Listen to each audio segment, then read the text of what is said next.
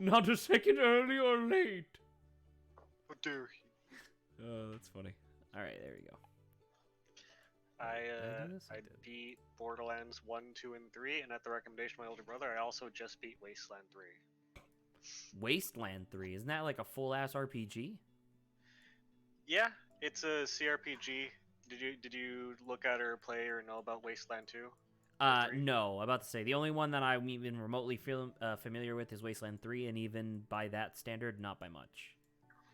It's you don't know Fallout, right? Or Fallout New Vegas anyway? I know ish. I watched a full playthrough. Okay, yeah. Wasteland 3 reminds me a lot of Fallout New Vegas. It's a very dense, more focused game, I think. Okay. But it's also, by that standard, a lot shorter than Wasteland 2 was. Wasteland 2, the basic plot is, post-apocalyptic. You're playing as a party of rangers. It's like XCOM, kind of, but post-apocalyptic. Um,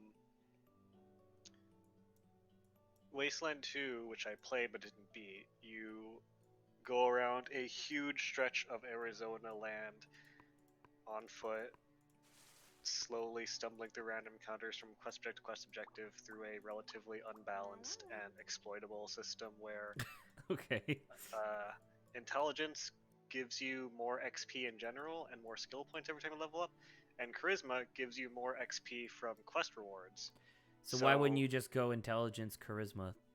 Exactly, that's the thing. You just pump those at the start, and then you can play your character really fast. That like this is like a slight tangent already, but like that's always never made sense to me because I really like I feel conflicted because when a video game has a reward like that where it's like, hey, get more experience over time, or like I remember in old World of Warcraft, one of the things you could get as a rogue super early on was that whenever you found random gold, you had a percent chance of finding a certain percent more of that gold. And that was one of the things where it's like, obviously you're going to take that at level 5. If you don't take that at level 5, you are literally losing gold. You know what I mean? And so it's just like, I never Sorry? You're going to lose subscriber. Going to lose subscriber. And it's just Anyway. one of those things where it's just like I like it when it's in those games because I like the idea of like spending skill points for more rewards, but it just never makes sense. I don't know. It just never makes sense to me. So yeah, Oh, there's the warrior. Okay. Wasteland 2 had that problem. In addition, it took way too fucking long to get from like quest objective to quest objective with not that much interesting in between. Wasteland 3 has a much, much, much smaller map.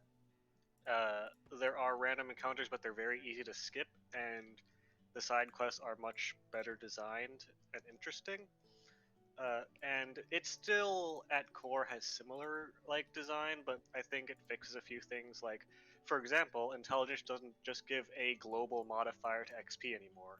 Oh, okay. Now that is specifically just charisma, which is otherwise the most useless stat in the game. But Aw. more XP is really good, so it balances out. Like Yeah. that's like charisma is only good for if you invest in the leadership skill, and that's the only use it has. Otherwise, it's just XP, which I think that's fine. Like literally, you can have a character with like there are two social skills. There's kiss ass and hard ass, which Okay. Great. represent being nice or mean. Yeah. But you can literally have a character with one charisma and max both those out if you just have enough intelligence. Hmm. How old is this game? Which one? Wasteland 3. I think it came out like I think like early this year, I want to say, or late last This year. year? Really?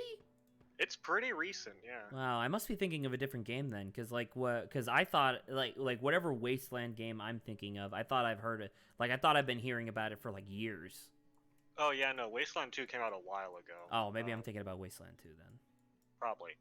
But yeah, Wasteland 3, very focused experience. I think it's a lot of fun. I'm tempted to replay it, but also I just don't replay games in general a lot of times. I mean, yeah, especially when I, they're like a long CRPG. unless it's Baldur's Gate 3. I will say, I beat the game in what 28 hours, 29 hours, and I didn't do everything, but I did most things. So I think pretty good. Okay, that's good. When the definitive edition comes out, are you gonna check out Disco Elysium at all? Probably not. I don't normally play super dense like RPG type stuff. For pretty much the express purpose of it kind of dragging on a little bit too long, in my opinion, most of the time. But I am so fascinated by Disco Elysium and the fact that the definitive edition is including like full voice acting for the entire game is absolutely insane. Given the amount of dialogue that's in that game. But I was gonna say that reminds me of a thing I wanted to bring up. Just a very small thing. Wasteland 3 has the kind of ending where it's like it goes to like a slideshow. New Vegas did the same thing. It goes to kind of like a slideshow of like, oh, because you did this thing happens after the game ends. Like an epilogue. Yeah, like an epilogue slideshow of like, oh, you did this quest, so the oil guys are dead or whatever. But I thought it was really cool because every single individual like title card or like slide card for like, because you did this, this will happen. Like every single one was written and performed as a verse in a song. Oh. I thought that was really cool. I'm about to say, so every single like part of the epilogue was in like proper meter. Yeah, it was like an old country singer with like a guitar. Oh, that's pretty impressive, actually. That requires a lot of planning. Yeah, because the game takes place in post-apocalyptic Colorado with a bunch of cowboys, and apparently Mexican clowns, which is a thing. I mean, sure. I'm not really familiar with that sort of thing, but sure, I believe that. Yeah. I feel like I fucked up my playthrough because the game very much, like towards the middle of it, is like, all right, so do you want to side with the guy that you're originally siding with, or this new person who shows up and tells you that he's bad? And I'm just like, I don't know, I'm just doing quests, man. And then it came to the end, it was like, all right, now we're gonna tally up all your decisions, and you better have made a focused decision instead of half-assing everything, or else you're gonna get a kind of shitty ending. I'm like, oh no. Yeah. Yeah. I'm very, because I feel like the game, to get like quote unquote good ending where things turn out well in the end, you want to actually choose a side and stick with it rather than just being like, and I didn't do that because it was my first time playing through, and I was just like, I want to get the character to punch things good. Hard.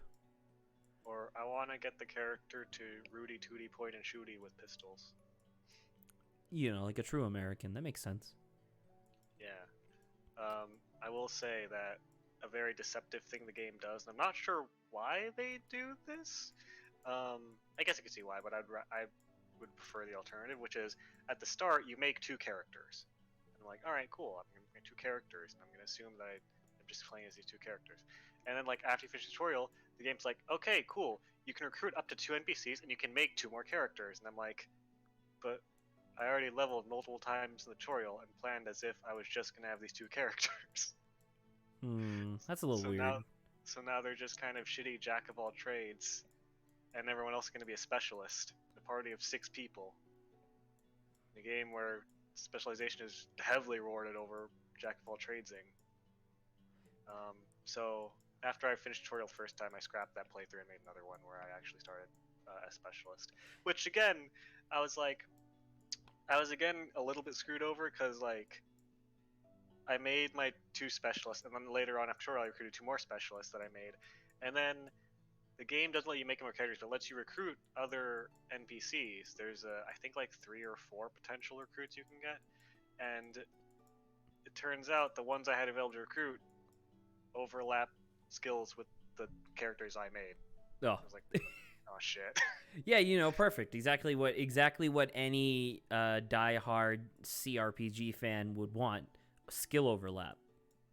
Yeah, in a game where it overlaps and doesn't stack. Yeah. So that, although at that point I was like, fuck it, I don't want to start over again, so I just lived with it and worked around it. But I could definitely see like if you know the NPCs you can recruit and their starting skill sets and whatnot, then you can very much actually have a party that is specialized in everything more or less. Yeah, it's a fun game. I like it. I will also say I was astounded halfway through after I booted up in like I don't know halfway through the game, realizing that the game has multiplayer. No. Okay. I was completely unaware of this, and I was like, "Wow, that's interesting." Oh my god, you're kidding. I can't think of a lot of like I guess literally Baldur's Gate 3 is also multiplayer, but I don't know. It didn't feel like a multiplayer game to me. I was very much like, I don't know if I want to divide the decision making in this very tactical, strategical game with someone Among else. multiple real life people. I guess if you were playing with like a friend, that could be interesting. But like if you're just playing online with a random person, that seems like a one-way ticket to getting frustrated. I feel like at that point, like you're just having the friend there to chat while you play, and if you both probably agree on the relatively obvious strategic what should you do, I don't know, man. You might as well just have one person play while talking with someone else. Um, yeah, I don't know. It was interesting. Fun game. I give it like solid like 8 out of 10. I think pretty good. That's good. 8 out of 10 is pretty high, apparently, given what I've talked about with people about Wonder Woman 84. But I did want to say this is like a huge tangent, but I wanted to say this like on stream and just in general.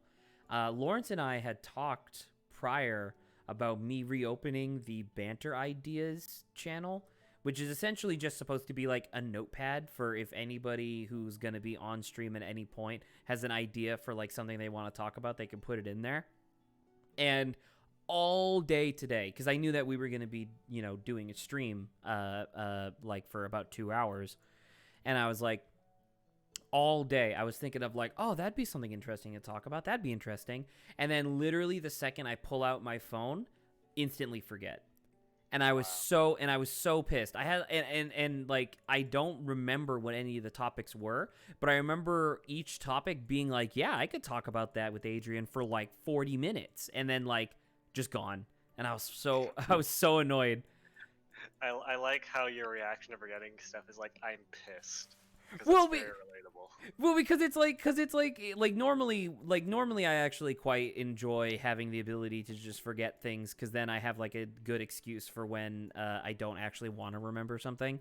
But in this particular case, I was like, oh god damn it, this would have like helped facilitate quote unquote good content for the stream, and it was just annoying.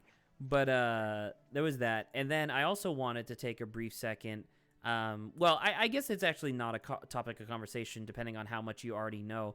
But I know you said you're not I know you already said that you're not super interested in the game. But are you? How familiar are you with like the mechanics of Disco Elysium? I know that it has a relatively sci-fi aesthetic. I think. Or no, I'm thinking of the Kinda? other game. I'm thinking of. You're thinking of What's Cyberpunk. no, not Cyberpunk. It's. I think it's called Transistor or something. Well, Transistor is like a top-down RPG, like isometric isometric strategy game. It's not an RPG. Yeah, I'm thinking of a game. Can you describe the game you're thinking of a little bit more? Well, no, because I also only barely know this game. Oh, okay, fantastic. All I know is the cover has like a lady with red hair and a big like that's sword. Transistor. Yeah, that's, which is a fantastic game, by the way. But I very much like that game.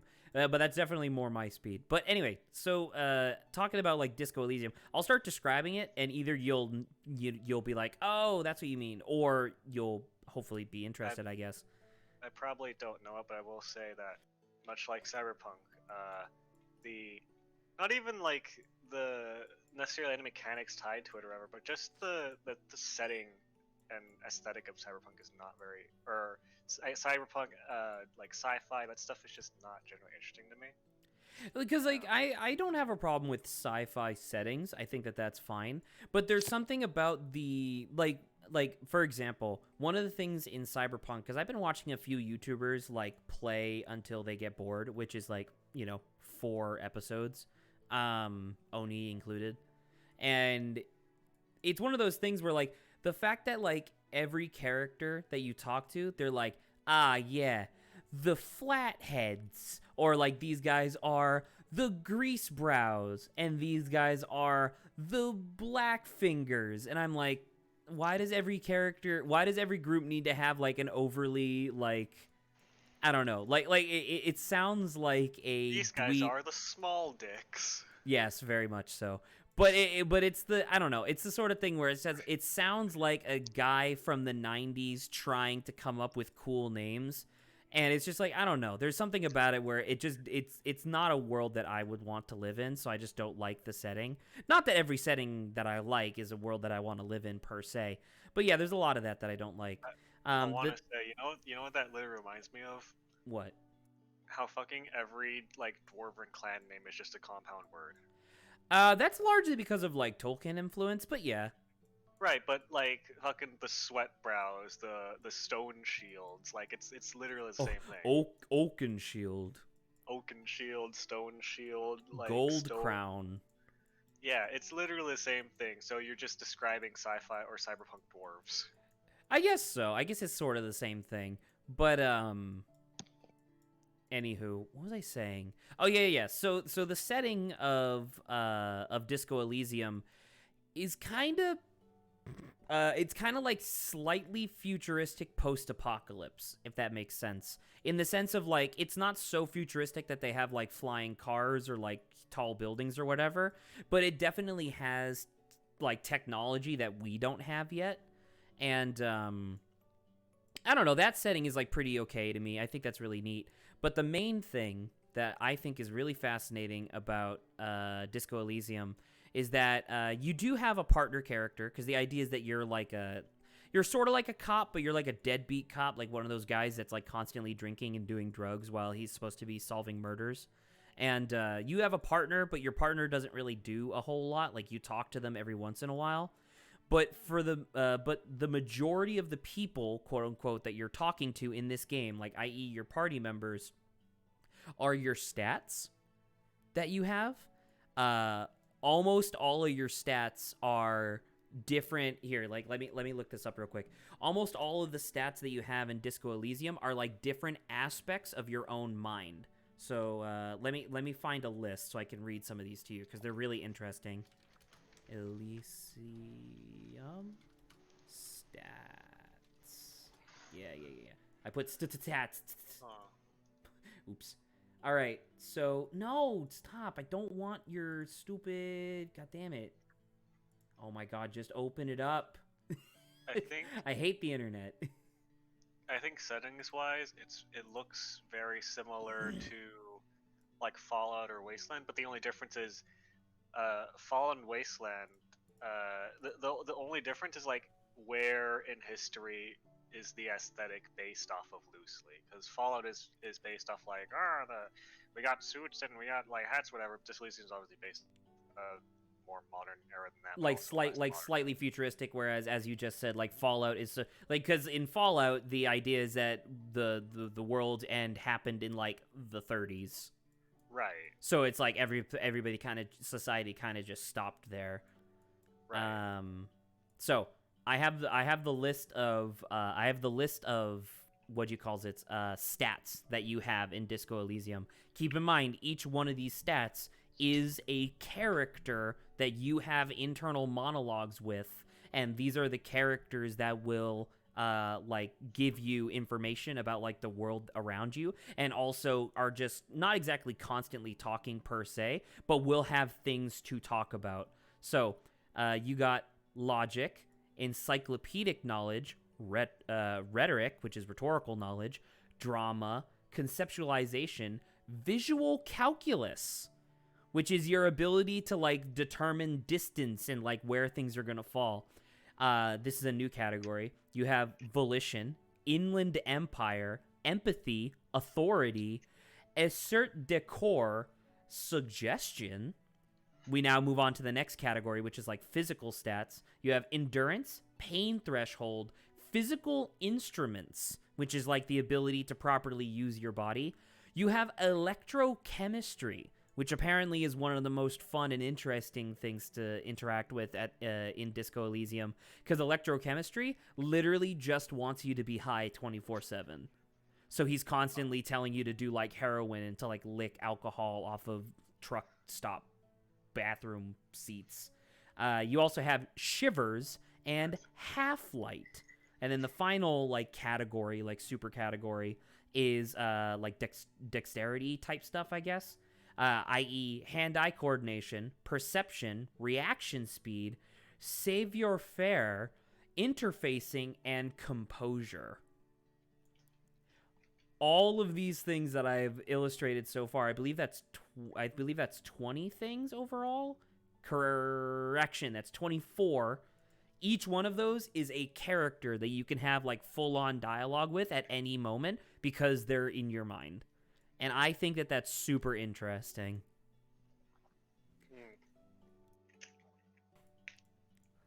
That's an interesting idea. I will say that I have no idea where the fuck this carrot is. I will say that a thing that is particularly shallow of me, and I'm willing to admit it, but I'm not changing on it, is the fact that you have to play as this specific white guy with specific beard and hairstyle bores me. That's fine. It's one of those things that's really interesting because I know that the, like, I guess particular aesthetic of the character does not leave like a whole lot to be desired, but it's one of those things where given the mechanics that I just described, it has an amazing sense of really understanding who this character is as a person. Because while it is true that when you're talking to, electrochemistry, it's a character that you're talking to, it's important to remember that it is an aspect of his personality, which is really fascinating. Are you eating chips? No, there's a piece on my headset that I'm just rattling. Oh, okay, sorry. I'll say this: I have been completely spoiled by Dungeons and Dragons because I can never. I find it unbelievably difficult to become invested in a character that I did not make. Yeah, that's fine. When it comes to video games, at least. Because, like, I made them. Well, I mean, yeah.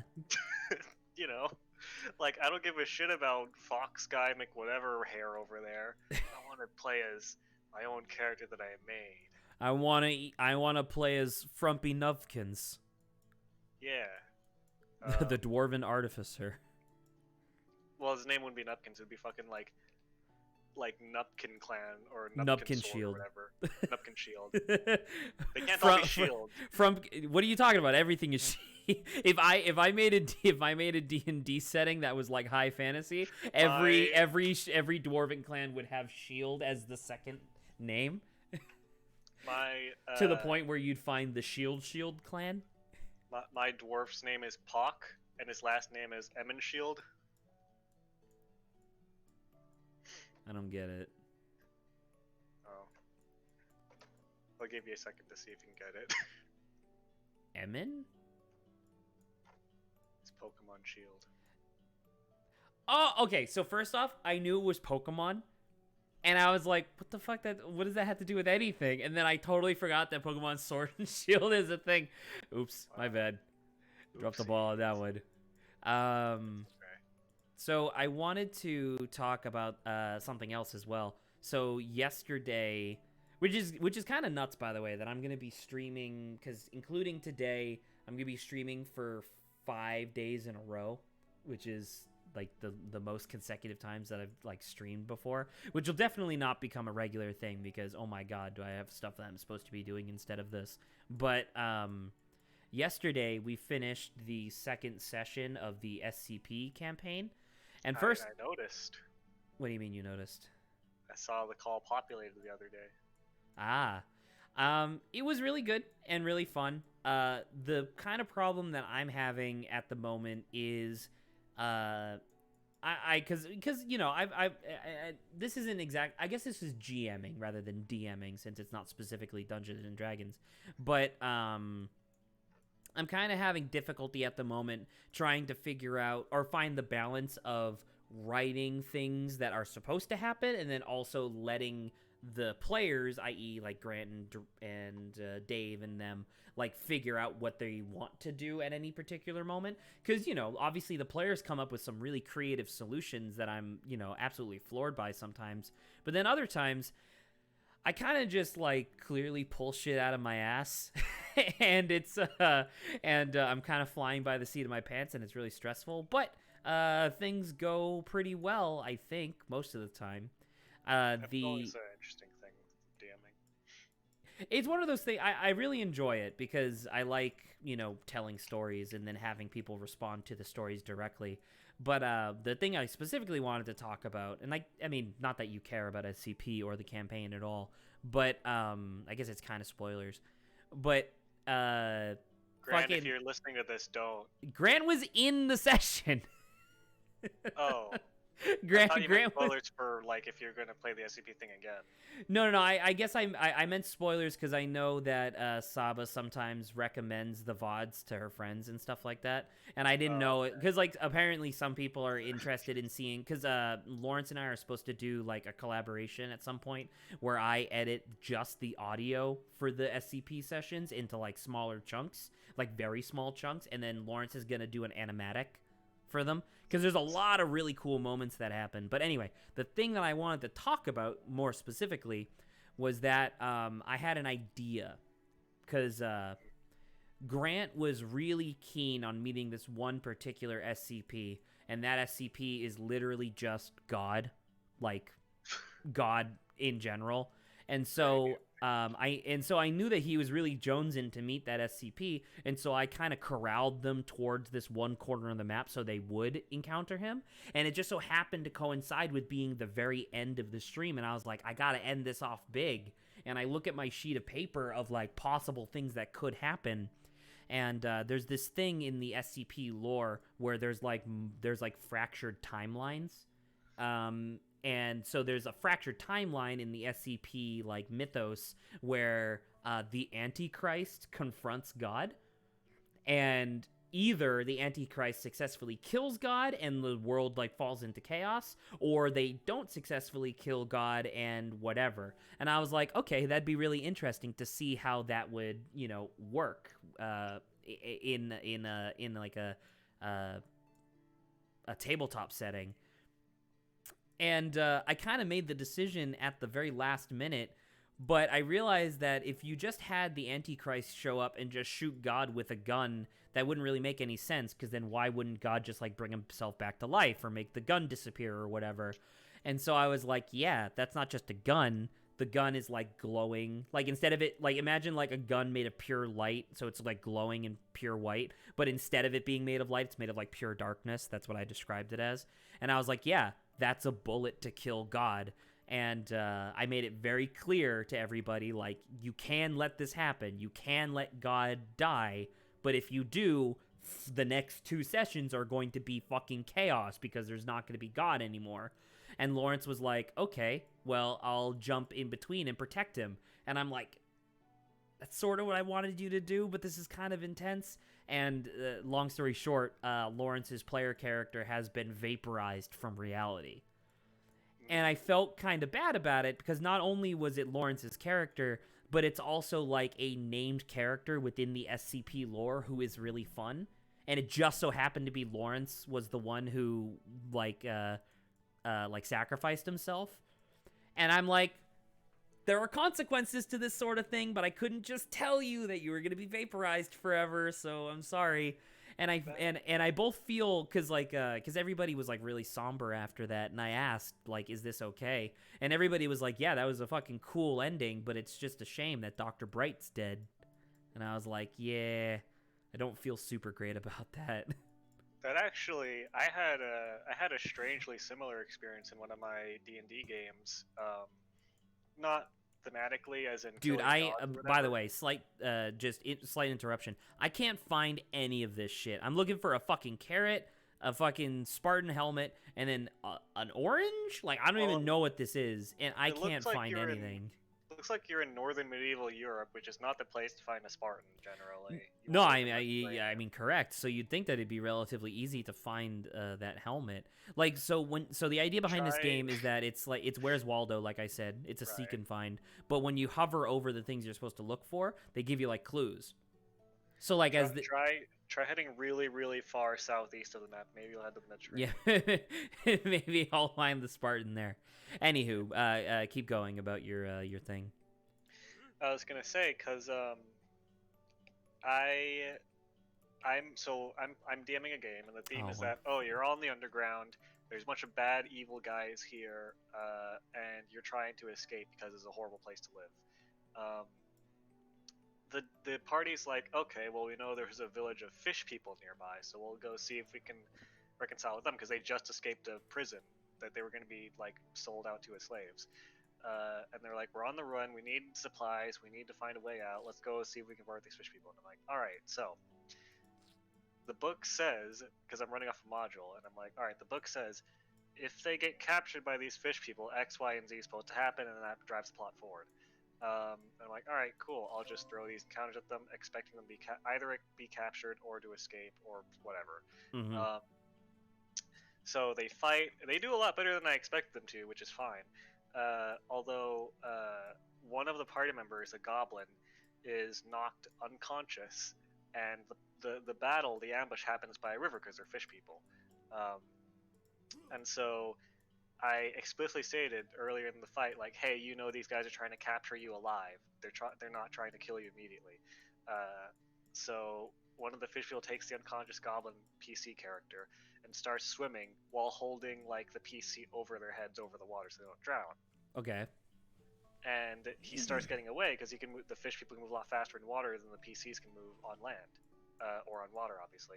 So I have the NPCs that are traveling with them try to help them, but they don't have much at their disposal. The PCs run over, and one of the characters, this half elf, is like, "All right, I barely can see the fish person, and I have a dagger. I want to throw my dagger," and I'm like, "Okay, the fish person is farther than normal, so you have disadvantage. So, and also the fish person is mostly underwater, so you take a penalty to hit." And I'm like, cool. So this fish person's getting away because that PC is the last one that has any opportunity to do anything. Person rolls 2 natural 20s. So they hit the fish person and the dude who was unconscious fucking drowns? They hit the fish person. The fish person immediately dies because it's a critical hit, and then the goblin starts to fall into the water and starts drowning. And I'm like, all right, cool. Now I have that to deal with because I don't want to kill him instantly. Right. So he has a little bit of time. So a bunch of PCs are like swimming, trying to get to him as fast as possible in brackish, dark water where it's incredibly hard to see. They're having a hard time judging how far he would have sunken or like trying to find him, whatever. You're familiar with D&D's death save system, right? Isn't it where like you have to pass like a roll, but then if you do too many rolls, you die, period? So the short end of it is that you have 3 successes and 3 failures, and if you roll 10 or higher, it's a success. If you roll a 9 or lower, it's a failure. Natural 20, you spring back to consciousness 1 HP. Natural 1, you get 2 failures. The goblin was unconscious enough, the goblin failed 1 death save before anyone gets to him. And then everyone got it closer, and I was like, all right, cool. You guys didn't roll super well, but next round, as long as he doesn't die, of which he has 0 successes and 1 failure, you'll be fine. Just don't roll a 1. So he's gonna roll a 1 then. He rolled a 1. So the goblin dies before he gets back to water from drowning, and I'm like, great.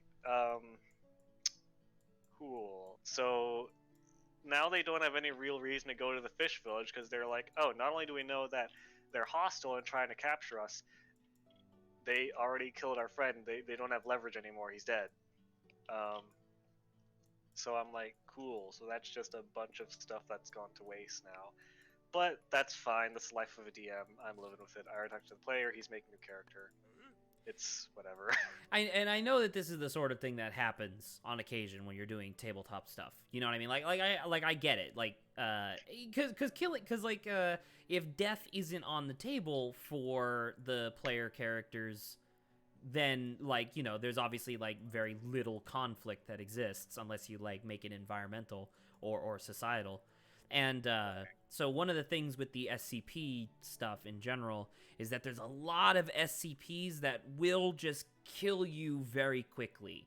And so the way that I broke it down was that so there's 4 of them, right? There's Grant, Lawrence, Dave, and Saba. And so the way I broke it down was that all 4 of them always enter an encounter at the same time. Essentially, they have like a health bar, which determines how well they roll for like seeing whether or not they succeed or fail at specific stuff. And when they, dude, I can't find it. Look how tiny this is. So if you look at this object right here, that's here, it's literally the same art asset. They just blew it up, and you can see how low res it is, which means that this item is fucking tiny. I'm so pissed. Anywho, sorry. So the way I broke it down was that as long as all 4 of them don't die during an encounter, they pass. And then as long as they don't do whatever the fail condition is for like the task or the challenge or whatever of each encounter, they also pass. So for example, there was this one encounter that they had to do last time where it was essentially there was like, I'm trying to remember the exact details of it, but there was basically like a village of people that existed. Wait, no, I think we talked about it. Do you remember us talking about the Flesh Village? Yes. So in my notes, the idea was that if they were touched or voluntarily touched any of the flesh, it would immediately stick to their skin, right? And then if they failed like 2 rolls in a row, the flesh would like consume their body parts, and they would have to start chopping limbs off and whatnot. That's how like low the failure condition was. And then the players, they surprised me by being so inventive with like a different SCP that they had acquired prior. And I was like, you know what? Good. I'm going to reward you for being, super successful at this sort of thing. But anywho, there was like a different SCP that they encountered, which essentially was like the Weeping Angels from Doctor Who, where as long as you're not looking at it, it moves at breakneck speeds and literally breaks your neck as soon as it contacts you.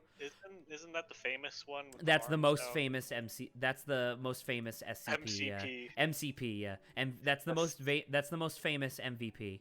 But the thing with that one was that they took the whole point of that particular challenge, and this was last session.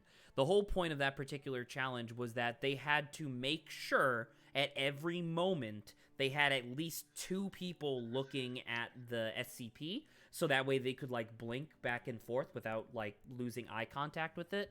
And it was basically like that. It was basically like that logic puzzle of like the goat, the fox, and the chicken, where you have to get all 3 across the river at the same time, but only 2 can fit in the boat. It was basically like that, and it was great until they like forgot about it for a second. And they just so happened to forget about it during a scenario where I'm like, dude, fucking 2 of you are just dead. You know what I mean? But the way that it works with the SCP thing that I have is that depending on how good and logical and clever and fun, just all these different factors their choices were while they were still alive, they have like a mini game, like a mini challenge that they have to do in order to respawn before the next encounter. And so normally that's fine. And this is just looping all the way back to the initial thing that I was saying, where it kind of sucks that, because normally in the SCP campaign, dying isn't a super big deal, especially for Dr. Bright, because Dr. Bright's whole thing is that his soul is like contained within a ruby amulet. So as long as this invincible ruby amulet exists, he's technically not dead. And yeah, he gets shot by a bullet to kill God, and I'm like, well, shit, dude. You're dead. You're like super ultra dead. And I'm like, I don't know. I still feel bad about it, obviously, since I'm bringing it up 24 hours later, but yeah. Anywho. Yeah, it happens. I will say that It's I was a little it's mostly concerned. the sorry to interrupt, but it's mostly the fact that it's like a named character in the SCP lore that died. Like, because if it was just like Lawrence's player character that he created, that's not that bad. He could just make another one. You know what I mean? Like, that's fine. It's not like there are any stats in this game. Like, it's not like he just lost a bunch of levels or something. Um, but yeah. Anywho, Uh, I was gonna say that I was a little concerned with one of my players because like the goblin died, and I'm like, oh shit, that sucks. And I was like, sorry about that, boyo. a little bit, but there's another player who generally has had kind of a little stressful relation with the other players, much to my chagrin. I don't know how to say that word. Chagrin. Chagrin. Um, and I've been trying to help them smooth them over, but they have to do it the fuck themselves. I can't play babysitter for them in the Right. council or whatever. But so I'm like, hey, dude, talk to them, sort it out. Because the issue is that the player was like, hey, I'm very stressed out on this campaign because it's very intense. Because we're like underground, we have no resources, we're on the threat of dying constantly. I'm like, okay. The other players are like, hey, it's D&D, let's have fun and let's just fucking adventure. And I'm like, yeah, I agree with that. And not gonna lie, the person who stressed out had arguments, had a little bit of argument with some of the other players because they were like, there was one part there was like, okay, there's a stone giant here, a 20-foot tall behemoth of pure corded muscle covered in stone hard skin who will kill you if you mess with him. And the party messed with him. But Surprise. they survived because they took advantage of a neurosis they had, or that the giant had, rather than actually trying to fight him outright. However, the guy who was very focused on surviving argued like, "Hey, you guys endangered the rest of the party by fucking with this giant," and the guy was like, "Dude, whatever," more or less. And there was that tension. But then in the fish people encounter, the party was like, "Oh fuck, they're kidnapping our goblin friend. We gotta save him." The same person who was like, "Hey, don't mess with the giant," was like, "Okay, I throw the dagger." I'm like, okay, this causes him to sink and he dies. And when the goblin dies, the guy's like, sucks for you, man. Like, doesn't, I don't know. He came off as very not, he came off as very, like, cool. That was an intense, fun session. And not at all like, sorry, I accidentally sunk you and killed you. I don't know. It was very strange. I'm tempted to talk about it to him, but I'm also on the. I don't know. This campaign is a little bit showing signs of falling apart. As someone who's lived through dozens of campaigns that have fallen apart, this campaign is a little bit showing signs of that. It's one of those things. And obviously, the whole D&D thing is obviously very much more your thing than mine. Like not in terms of like skill, but just like in terms of it's part of your lifestyle a lot more than me. I Right. could not even remotely fathom doing a D&D campaign with like I don't even know. Like, do you know these people, or are these just like more or less random people? One of them is someone I've known for a long time. The rest are relatively random.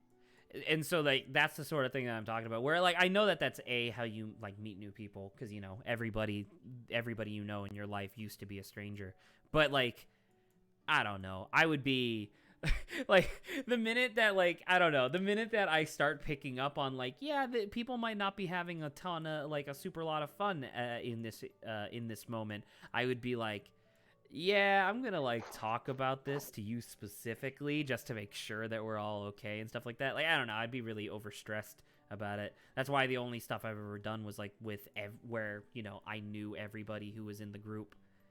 Mm. Yeah, I'd be very stressed out. Okay, I'm looking for a banner and also a cauldron. I see bombs. Huh. Anywho.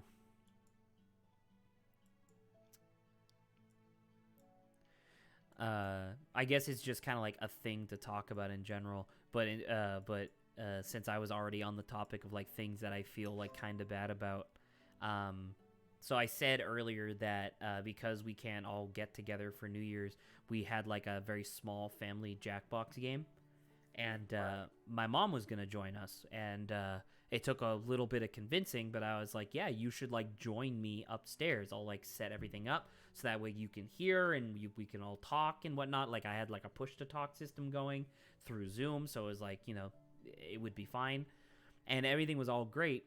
And she was like, oh, well, where am I gonna sit? And I was like, oh yeah, you should bring up a chair. And she's like, okay. And she goes downstairs and she brings up a chair, and and she obviously didn't do this intentionally, but she slammed it down on the ground.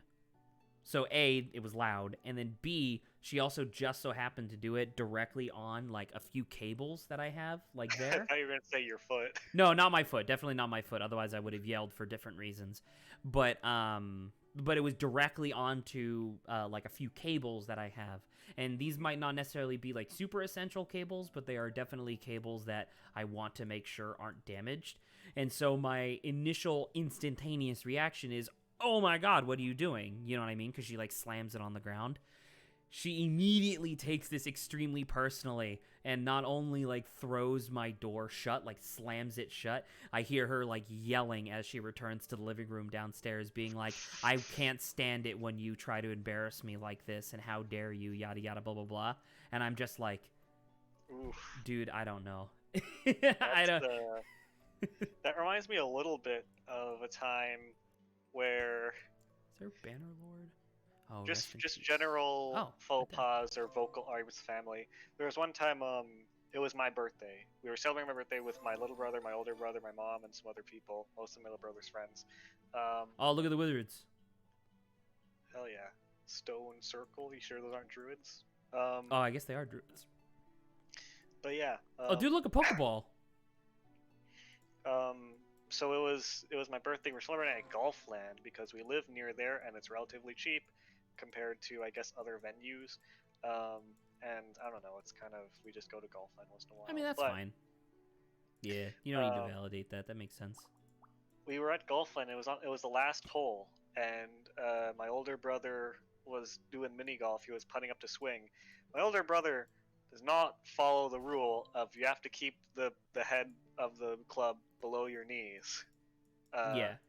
He does a full ass golf swing.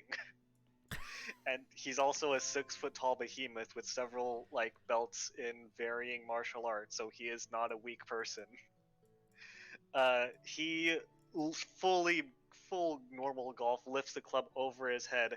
I happen to be standing too close to him. I'm like a dumb, unaware of my body teenager, and he fully smacks me in the head with a golf club, completely. Right. Well. I black out for a little bit, and I return to consciousness. The first thing that I wake up to is my mom yelling at me for standing in the wrong place. Like, okay, so first off, obviously that's ridiculous, but you also could have stood further away. Right, and but that's not but that fair. shouldn't be the first thing. That shouldn't be the first thing. I'm assuming she had already talked to your brother? Well, here's the thing, right? I wake up to that, and I find my older brother is the one defending me because he's like, "Oh my god, I'm so sorry." Whereas my mom's first reaction to me was like, "And you." That's so and on my birthday. So yeah, that little incursion reminded me of another incursion I had with my mom. Yeah, I don't know. I just wanted to bring that up because obviously that's like a thing that just recently happened, and it's one of those things where I'm like, man, I really wish that didn't happen. It would have been nice to spend the New Year. Well, I guess it wouldn't have been the whole New Year's because I knew I was going to be doing this anyway. But which by the way, it's not even 11 yet. I don't know. It's just one of those things where it's just like I shouldn't have yelled. Right? This is the exact thing that we like, and I see now why you're like bringing it up because it's like, or why you brought up your anecdote because it's like, yeah, on the face of it, I shouldn't have yelled. On the other hand, who has a reaction like that? Yeah. I don't know. It was truly insane that when your kid is concussed, the first thing that you react to them waking up is yelling at them angrily for getting concussed. That's not I don't know if it was a full-blown concussion, but it felt like I blacked out. But yeah, that happened. That was a few years ago when I was much, well, not much. Like I was like in high school. I think I was maybe a freshman. Mm-hmm. So like I don't know how old is that? 14, I think. I'm I wouldn't actually know. I've never been good at keeping track of that sort of thing. I was gonna say I'm horrible at tying like ages to grades in school, but I think I was in like early high school. Um, yeah.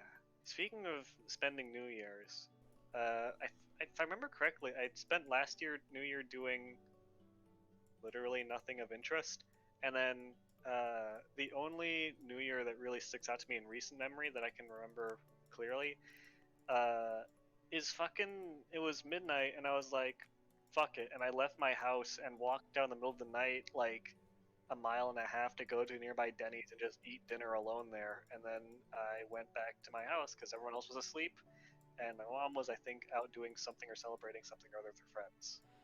I mean, obviously the being alone thing kind of sucks unless that's what you wanted. But like, it also doesn't sound that bad. Just kind of like walking out and just going to a restaurant. Well, I mean it's Denny's, but It very much reaffirmed to me the fact that, like, I think about that every single time I hear about women being like, "Yeah, I can't walk outside at night alone." that's Where a I was, good point. I don't really think about that often, but yeah, that is a thing. every time I hear that point, I think about how on New Year's Eve, I was just like, "Yeah, I'm just gonna walk out in the middle of the night to want to eat at To go to Denny's." Denny's. Yeah, I just put on enough clothing to buff up my silhouette a little bit, and no one bothers me. That's one of those things as well that I just like that never really crosses my mind where it's just like I mean obviously A, not a woman, and B, as a man, I couldn't even begin to fathom the idea of like walking down the street and I see a woman and then I'm like I'm going to assault her. You know what I mean? Like that's so unbelievable to me. So that's also one of the things that I have trouble like internalizing. Just the idea that that is a thing that can happen. Oh, hello Saba. Welcome to the next hour and 10 minutes of the New Year's stream where we're just playing Hidden Through Time some more. I think the idea, or I guess the origination or motivation behind people to think like that, I assume is when people think of women as property slash objects. But then how like so A, yeah. Like I can get that. But like I can get that that's where it starts, I guess. But it's just like I don't even know. And I don't mean to make it sound like I'm self-aggrandizing or something like that, but it's just like I don't even think I could properly internalize the idea of seeing somebody on the street and like saying hi, let alone laying hands on them. And it's like, man, that's I don't know. It's so nuts. Oh my god, that just reminded me of I mean, Saba's right. There's also just bad people in the world, but that's the sort of thing that I'm talking about, where it's like I don't know. Like when I think about like stuff that I want to do sometimes, it's always just like I could steal that bubble gum. I could do it and I could get away with it. how fucking dare you? No. No, I know, and that's one of the things where it's just like because I say this a lot where like I quite enjoy exposing myself to like other cultures and other mindsets, not necessarily to internalize that culture or mindset, but just to try to help like understand what that mindset might be like, because it's just like I don't get it. and it's so frustrating because it's just like I don't where do you even begin to do this sort of thing? But anywho, I don't know. I will say that that conversation reminded me of an incident where like it was another incident that very much crystallized the fact that yeah, despite what I may think or what other people my friends might say, I am fully, like, relatively speaking, much more of an adult man than most women are. Because like there's instances where I was on the Oh my fuck, god, look how many people there are. Holy shit. nice. There was an instance Sorry. where I was on Yeah. I was on the light rail to go to Cogswell, uh, or no, I was on the light rail just doing a homework assignment where I had to draw people, and there's this woman and her child just sitting there, and the child is like crying, and this is happening by the time I get on the train. The first thing happens, the child's crying, and there's this fucking random dude like on the seat behind them and across from them, just yelling and jeering at the child for crying, which I assume only feeds into the child crying. He's being like, "Dude, shut up! Why are you so crying so much?" And looking at the woman being like, "Why's your baby crying so much? You're such a crybaby." And the woman's just giving him this fucking awful stare, like, "Dude, what a jackass!" And I'm there for maybe a couple of minutes, and I'm like, "Okay, this dude's like really fucking annoying me and everyone on the train, and also her." And literally, all I have to do is I turn around and give him the stare of like, "What the fuck are you doing, dude?" And instantly, his first reaction is, "Well, you want to go?" And then I turn around, and then he stops, and he's like, and then he doesn't harass her anymore, and I'm just like, wow. So I just did that just by having the right fucking chromosomes or whatever. I guess, yeah, just because you're a male, but potentially, but so I can actually kind of empathize with and by empathy I mean like I experience this as well sometimes, to what that guy might have been thinking, because this is a bad start. No, let me I like starting off bad because it always brings people in, it always draws people into the conversation, so I can explain that I'm not a bad person. But so like for example, I've been living, at my parents' new home for a hot minute now, and my nephew also lives here, and he has a lot of isms that he does that I really don't like, to the point of like the thing, and like here's the thing, right? He has some sort of allergy to something in North Carolina, and more often than not, he's fine, but every once in a while, he will just start sneezing and just won't stop.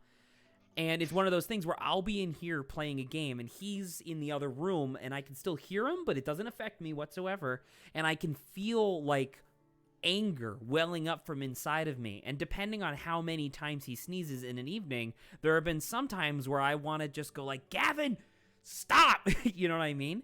But it's the sort of thing where then my rational brain comes in, and I'm like, dude, he's fucking sneezing. Who cares? You know what I mean?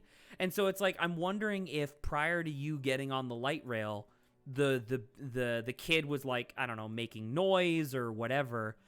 And then that guy had a similar thing where he was like, God damn it, I wish this kid would shut the fuck up. But then he didn't have the secondary adult reaction of, who the fuck cares? I'm on the light rail. And so he decided to start yelling because, he has the ability to do that, I guess. I mean, I have no empathy for this guy. Fuck this guy. Well, I mean, it should be noted, I'm obviously saying fuck this guy as well. But it's one of those things. Yes, there you go. Saba also said something earlier, but like the idea of like having self-control, right? Because clearly that guy, or maybe not, but like that guy clearly thought that he was in the right. You know what I mean? Like, I don't know. In that guy's mind, I bet he either thought that the next person who would come on the light rail would agree with him or wouldn't do shit. You know what I mean? This kid was young enough to be in a stroller. No, right, and that's what I'm saying. But that's what I'm saying. The guy's fucking crazy. Like, what an asshole. Definitely an asshole. And also, what a fucking like cuck that he just like one scrawny guy looks at him and he stops. Well, because it's suddenly like, because right, in his mind, it was him versus his adversary, which was the mom and the kid, right? And then as soon as you more or less enter yourself into the equation, because he responded, right? He was like, "What, you want to go?" And then you like dejected his entire position in the quote unquote argument. He's suddenly like, "Oh, well, maybe I'm not like the winner here," and then stopped. It's like, I don't know. It's so weird. I can't possibly fathom having the mentality of some of these people. Now, what did Saba say earlier? There's also the idea of not knowing what people have gone through, but yeah, action isn't good. I don't think that baby, before I got onto the light rail, snapped that guy's sister's neck and then hit the body. Well, that's the thing. Like, that would be a theoretically appropriate response. What the kid probably did was made some sort of like silly noise. Like the kid, because you said the kid was like in a stroller. The kid probably was going like map, map, map, map, map, map, because he's a small child and doesn't know any better. And then the guy was probably like, I'm gonna fuck this kid. You know what I mean? I don't know. It's weird. People be Truly- crazy. Truly baffling, but just another crystallization of like, yeah, women have it fucking rough. Fuck the guys who are like, women have it easy. They don't. They don't know. Do you watch any commentary YouTubers? Like in what context? Like just general commentary where they find something and commentate on it. Usually it's just bad stuff in general that they comment on, because pointing and laughing at something bad is universally fun. So based on the fact that I still don't really know what you're talking about, I'm gonna say no. Okay. Hold up real quick before you go on. I just want to read what Saba said because I skipped what she read last time. It's the idea that we're not in the head of that guy. I learned about it in psychology. Yes, we all did. What if the guy's grandma just died? We don't know what else the guy would see is a guy shouting. I mean, sure. Like, Saba's advocating for the idea that that guy might have had, like, a stressful day and that this was, like, the straw that broke the camel's back. But I would assume that Saba does agree that the forward-facing action of yelling at a child vehemently is not only yelling something. at a child, but also yelling at a mother. And also, there were other people on the light rail that didn't stop him, and it was fully an embarrassing situation. As I've said prior, yeah, Saba, yeah, there you go. But I've said that the action is bad, so yeah, Saba agrees. So anyway, I don't know. Like if you like, there are ways to vent frustration that are healthy, or at least not harmful to other people. And if you're not mature enough to actually be like, I need to do that, then I don't know, that's not a good thing. No, of course not. I've been there, and that's a bad thing. But and I mean that's sort of what I was talking about, right? The idea of like you have to have like, I don't know, having that moment of like self-control where it's just like, who the fuck cares? like this doesn't matter. Like, who cares if the kid's being, like, once again, assuming that the kid was being annoying or something like that. Who the fuck cares? You'll be off the light rail soon and might never see that kid ever again. Yeah. I was gonna say about the commentary channel thing. I've watched a couple of commentary channels. Oh, yeah, sorry. There's a pocket of videos, from some commentary channels that I follow, where they just make fun of, like, right-wing Meninist people trying to set up stuff. I forgot What's a Meninist? It's the opposite of feminist. That's a thing? It's an antiquated term. It was popular now around like about 4 or 5 years ago. I know because I used to be one before I got woke. Yeah, it's basically been replaced by alt-right or MGTOW or whatever. Anyway. I forgot what the name was, but there was some con that a bunch of crazy alt-right people tried to make. Fully, the board was completely 100% all men and all men speakers, and the concept of the con was like, make women great again. And I was like, okay. That's, I don't know. And here's that's the thing. Weird. Here's the thing. That's already a lot, right?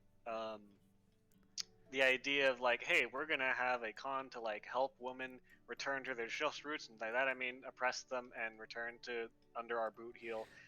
But they as men in that culture must think that that's the right thing to do, right? Obviously, yeah. Right, and I don't know if this is where you're going with this, but that's insane to me that they think that that is the right thing to do. Truly wild. I will say, like, yolk on their face, they planned it in, I believe, like April 2020. Ooh. And it didn't happen, despite the fact that they sold tickets, of which, if I remember correctly, admission price was like several $1,000s for a ticket. They probably set that price because of the cost of the venue, and we're just hoping that some like people would be like, yeah, I'll go. Yeah, apparently they sold a few tickets. Okay. But yeah, I don't know. After losing the tournament, he threw his sword in the bushes. So there's a bush somewhere with a sword in it. Yeah, it was Yeah. truly wild. And also there's like videos and speeches of like there's like a promotion video for the con where one of the fucking jackasses that's gonna be like a speaker there is like giving a speech, and he has this moment where he like is trying to like end it on like a punchy like, oh yeah, this is like the like the movie moment, you know, where everyone's like, oh whoa, we did it. He's giving like a speech. You don't see the audience because I assume there's only like 4 people in the audience. Right. Okay. He's on a stage. He has like a PowerPoint going, and he's like, "So I think it's time." And then he reaches to like a stage, not a stage hand, but like a just a little pedestal thing that he has something like draped over. He picks up the thing under the drape and is like, "I think it's time." That he then puts on a bright red baseball cap that says "Make women great again," and says something like that we rebrand or some shit like that. And it was truly just like, dude. But I'll also say the only thing I remember from that speech is that he compared Nazis to feminists.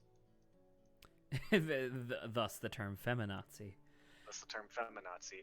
And I believe the reason for his comparison was because Nazis walked on the streets in large groups, and so do feminists when they protest. That's literally anybody. That's including the group that the guy is currently representing. Like if they, Right. like right. if they organized a demonstration, they would be a large group walking. Right, but he likes those people. Right, exactly. Like literally, he was drawing that point out, and the visual representation was just a crowd of Nazis and a crowd of feminists wearing the fucking the pink cat hats. Mhm. And I don't know, he was just like, they both tried to limit speech. Like, they limit speech when you call them slurs. I'm about to say, yeah. Like, I don't know. I don't see calling someone a slur as something that should necessarily be defended. Personally. Well, actually, this is sort of something I don't remember if it was on stream or not, or if it was just me and Lawrence hanging out. But we sort of talked about. Oh no, it was definitely me and Lawrence hanging out because we finished Lost Planet 2, or I was playing it while we were just like hanging out, and it was something that we talked about. The idea we got onto the topic of because we're both like Redditors. And so it was the topic of like you have a subreddit that you really like, but then over time the subreddit like shifts and morphs into something that is very much not what you would approve of or appreciate, and so you end up leaving. And one of the things that Saba is not a Redditor. I am not a Redditor. I am also not.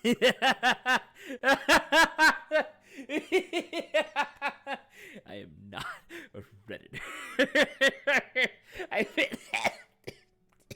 Excuse me. I love that meme so much. Anyway, sorry. God, where was I? Yeah. Sorry. Reddit's changing over time. The basic over under of like the thing I was telling Lawrence was that there's like a phenomenon that exists on Reddit and has existed on Reddit for a really long time, and it's both like I don't know, it's a tricky situation because you can't really do anything against it, but there's like a thing where in a lot of subreddits over time.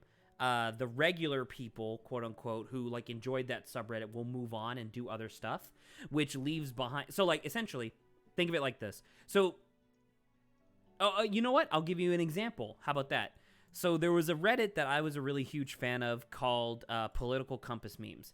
Obviously, this is going to be a hotbed of stuff in general, but when the subreddit first started and started growing in popularity, the idea was that everything was just in good fun, right? No one said anything particularly inflammatory. It was just jokes on like, oh, people in this corner of the like the idea of being like everybody in this corner of the political compass wears cat ears to bed. You know what I mean? Just like more or less harmless jokes like that.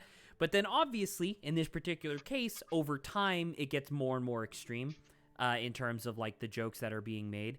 But this is the sort of thing that I was talking about, where as time goes on and normal people like lose interest in the subreddit and leave, because the subreddit was growing, a bunch of like alt-right trolls and that type of person like entered the subreddit, and they stick around because they just want to be there to like cause trouble, essentially, is the idea. And so eventually most of the posts on that subreddit just became like, you know, people saying the N-word and just being like, yeah, anybody who's in this corner is, I mean, I'm not even going to say it because, once again, it's like a slur that I'm just not going to say on camera or at all. But it's one of those things where it's just like over time they just do that. And then the moderators are like, hey, you can't do that. I'm banning you.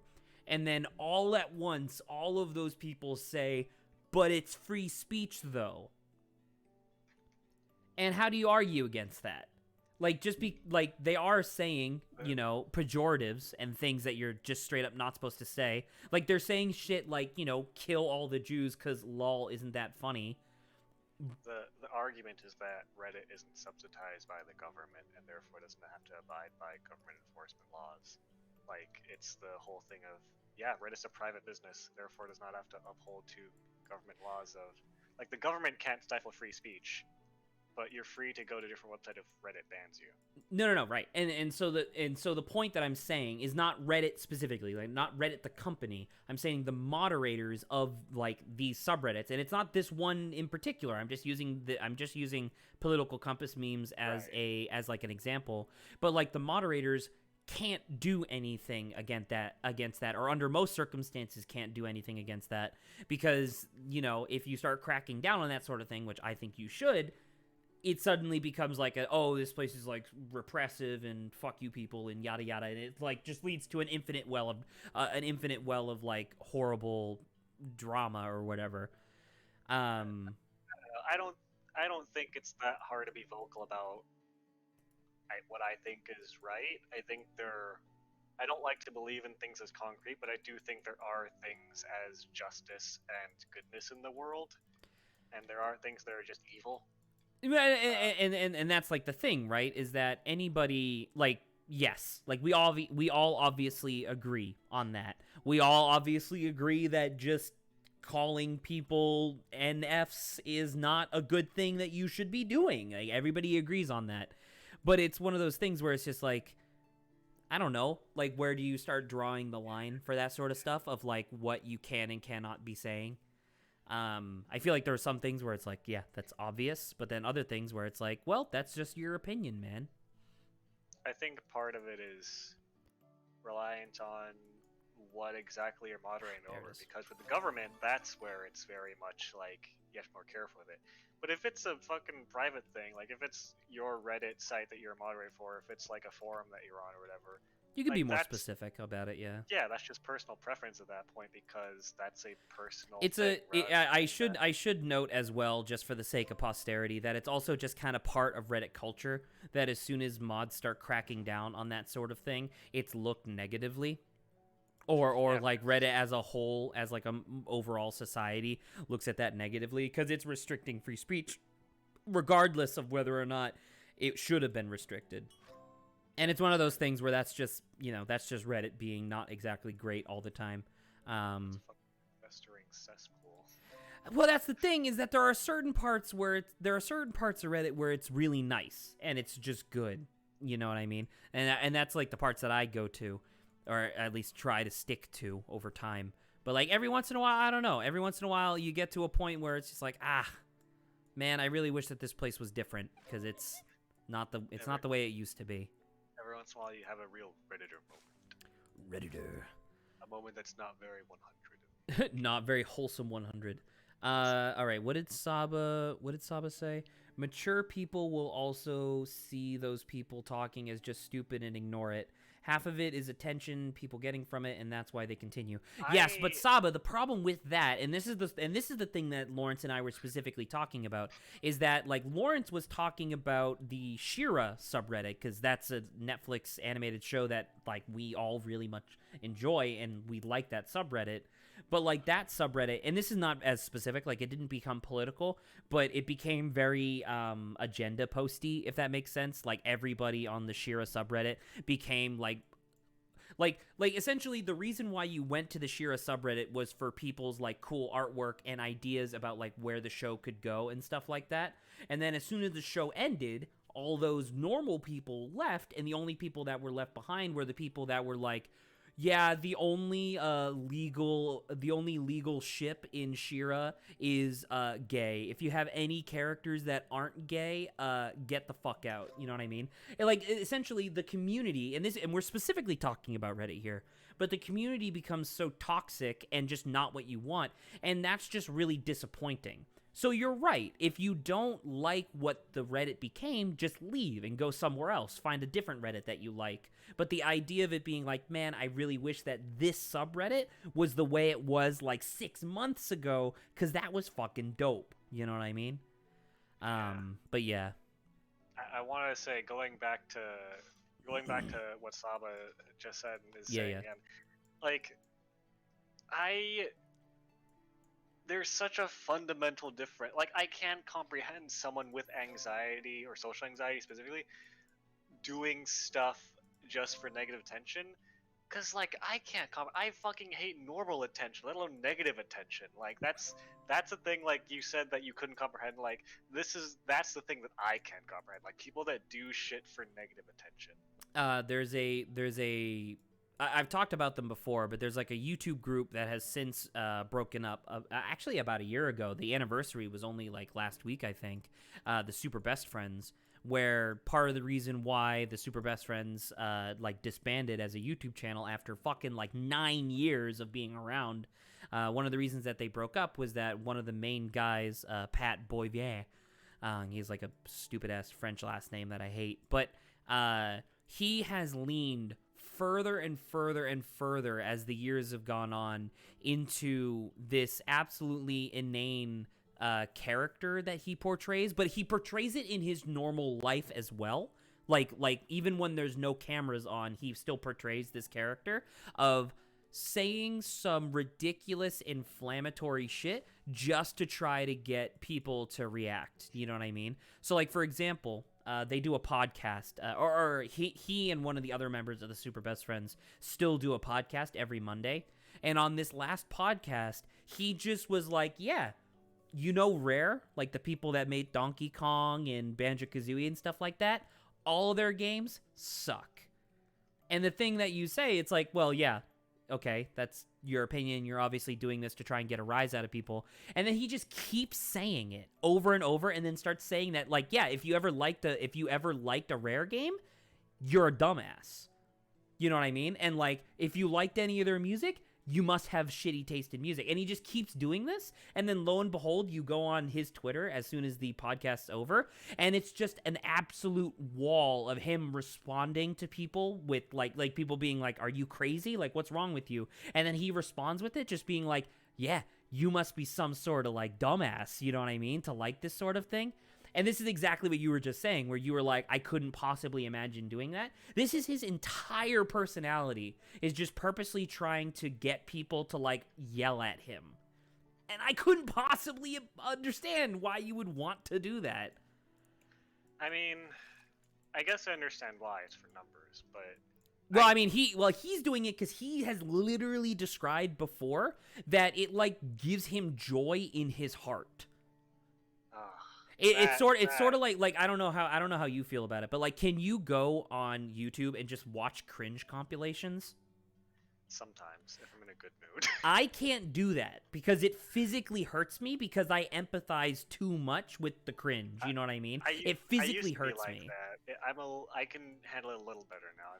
I've become a little bit inured. Yeah, you become desensitized. It depends on the cringe, but. I mean, I can at least, like, theoretically understand, like, if they're doing it for views, but, like, God, if you like, there was a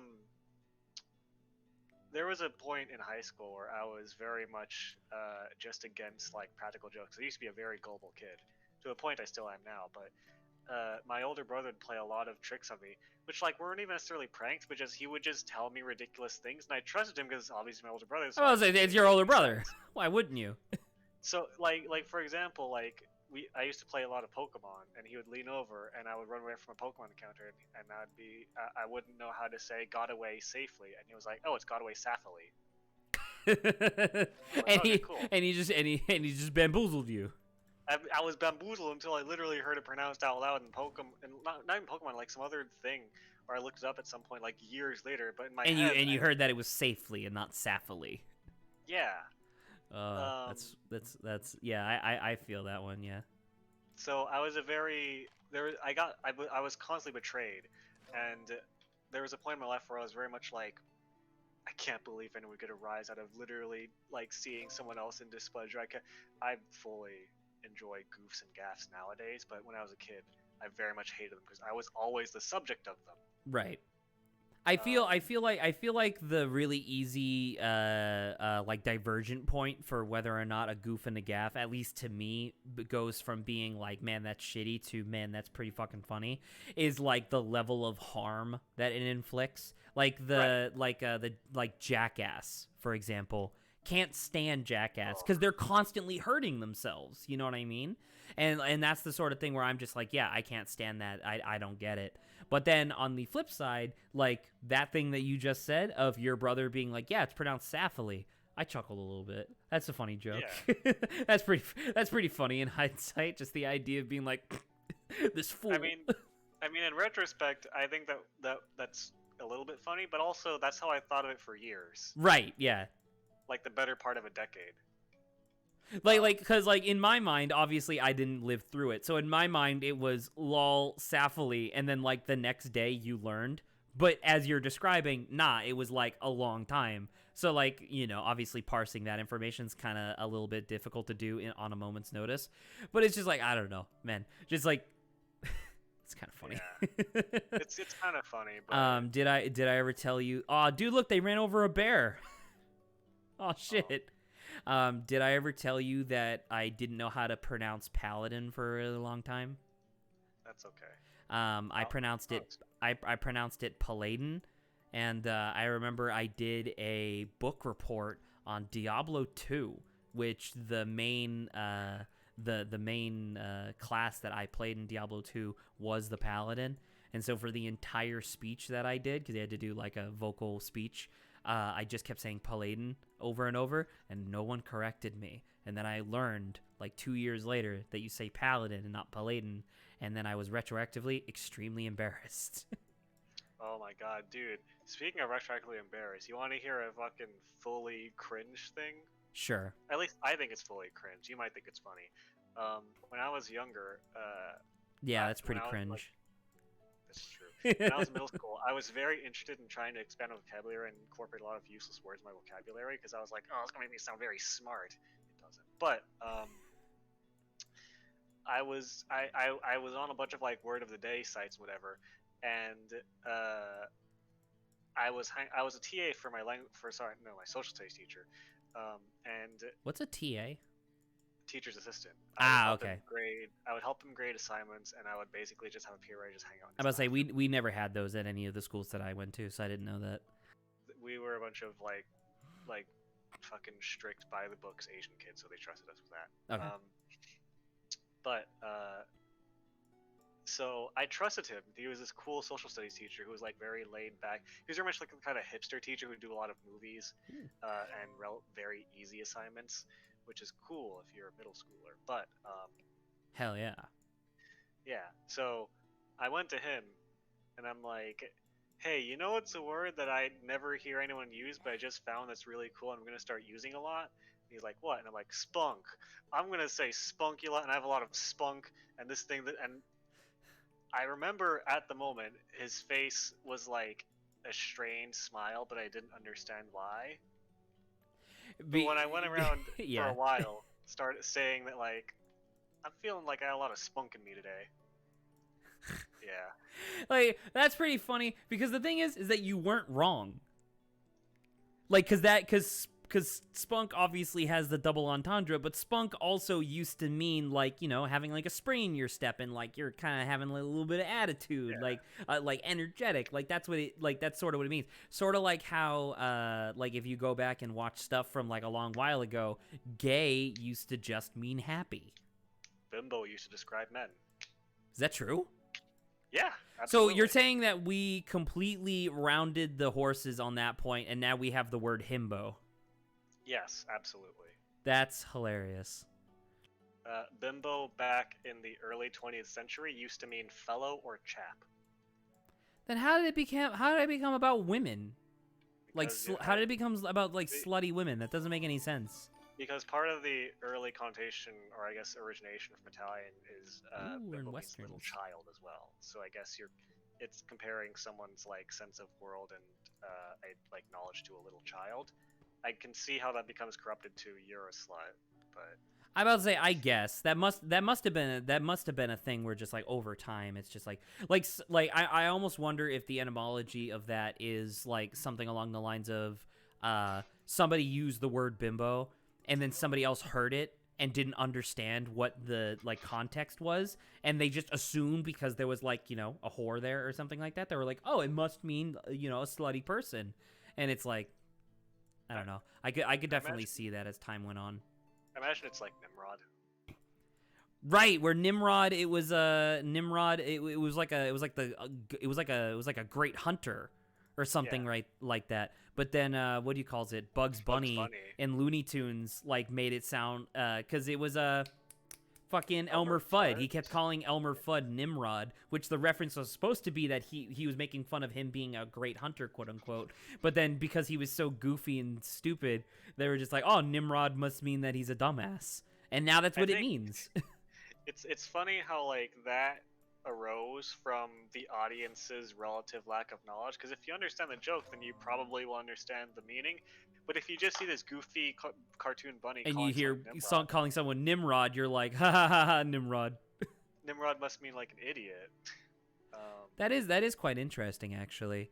I have something similar that I wanted to share as well. Sure. Did you know? Do you know what the like? Did you know what the original, like, when you go the etymology all the way down of what the word actor originally meant? No. So actor, which by today's standards is a male-oriented word, right? Because you have actress, which is different. Right. I don't remember the exact step-by-step, but the idea, so actor today means somebody who impersonates somebody else for the purposes of entertainment, right? That's what an actor is. You go one step back, and it's someone who, prior to that, the word actor meant someone who pretends to be someone else. Before that, it was somebody who lies about who they are. And then before that, it was a whore. Someone who was a sex worker. And so the idea was that the original thing, like, obviously it wasn't the word actor. Like, the word actor has since changed over time. But the original thing was somebody who was a sex worker. And then it was specifically somebody who was a sex worker but lied about who they were, so that way they wouldn't be, like, socially shunned. And then you go from there, and then that's where you get the word actor today. And that's one of those ones where it's also interesting, because you brought up bimbo, where it's like it's completely looped around, and now you have a different word for the initial gender that it was supposed to be for. I would have thought it just would have come from the word act, to do stuff. Well, I want you to think about what you just said. Right, but act applies to literally... Well, once again, keep in mind, I'll have to send you the actual video that I was watching with the specific etymology of the word, but it was like the thing where, like, it wasn't, like, because this traces all the way back to, like, ancient Greece, and so it wasn't actor, like, that wasn't the word that it was, like, you have to go, like, thousands of versions back, but that was, like, the source. It was a different word that eventually changed into what it is today. Speaking of which, actually, wait, no, never mind. You had something that you were gonna tangent off to. I completely forgot what it was. Okay, I apologize for that. But did you know that do you know where Greece got its name? It was really warm down there, and then a lot of like. Greece? No, then that'd be spelled differently, wouldn't it? What? What do they call electric? It was before electricity was invented. That's a good point, by the way. I heard that the other day, and I still don't know the answer, and that fucks with me. They must have, well, because they must have just called them, like, slime fish or something. You know what I mean? Yeah, I don't know why, but my head is still stuck on just, like, I don't know why, but I want to talk about witches and hexes, even though I have nothing To say about it? conversation. Yeah, like, All well, right. I have one thing. It's Well, very small. while you try to think about what you're gonna say in reference to witches, I wanted to say like where Greece got its name. So I don't remember exactly who it was, but before Greece was like a major superpower in the Mediterranean Sea, essentially, I think I almost want to say it was the Persians, but that doesn't sound right. Anyway, it was whoever was the power in the Mediterranean Sea before Greece, and they were sailing around and they found this like big collection of islands, right? Or rather, not this big collection of islands. It was like mainland Italy, or what would eventually become Italy.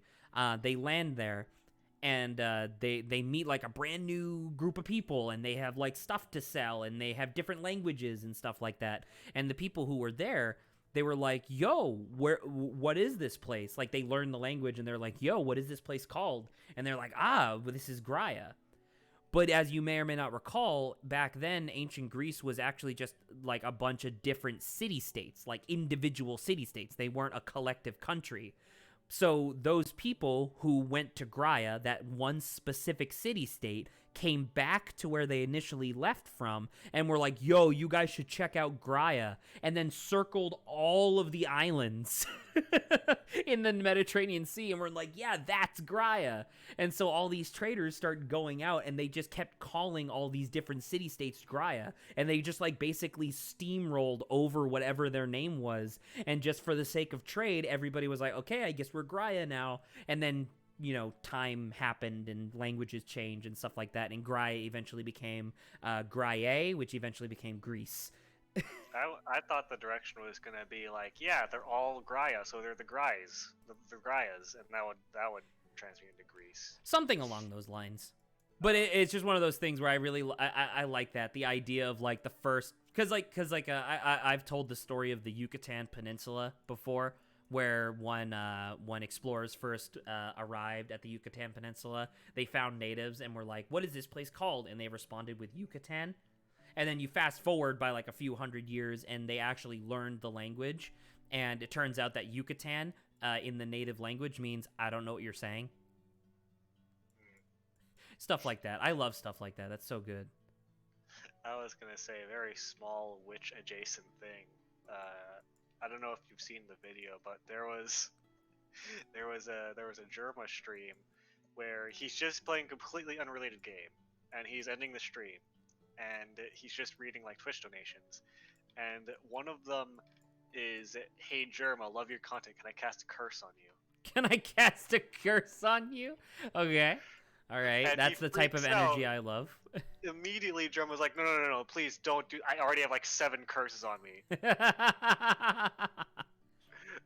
And he just starts panicking, and he has this truly inspired, like a heartfelt reaction of a scared man being like, "Please don't curse me. People have already cursed me. People keep cursing me. Stop." And then he's like, "Please, can anyone uncurse me?" And the next Twitch donation he reads is like, "Germa, I can't uncurse you, but I can make your penis smaller." He's like, "Don't do that." That's really No. good, actually. Yeah, I like he's, that. and he's like, "Please, Dad, if I wake up tomorrow, I'm gonna be so mad."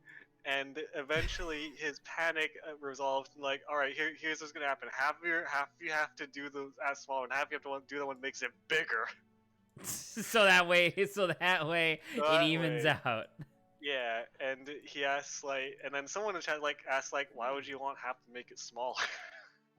Well, because they were gonna do it anyway. Right, but those people in chat like might have just joined, and that's the only thing they hear. Yeah. Oh, that's really I funny. like the idea of like just like a Twitch stream or whatever, and they have to entertain their chat, otherwise they get fucking hexed on. That's pretty good.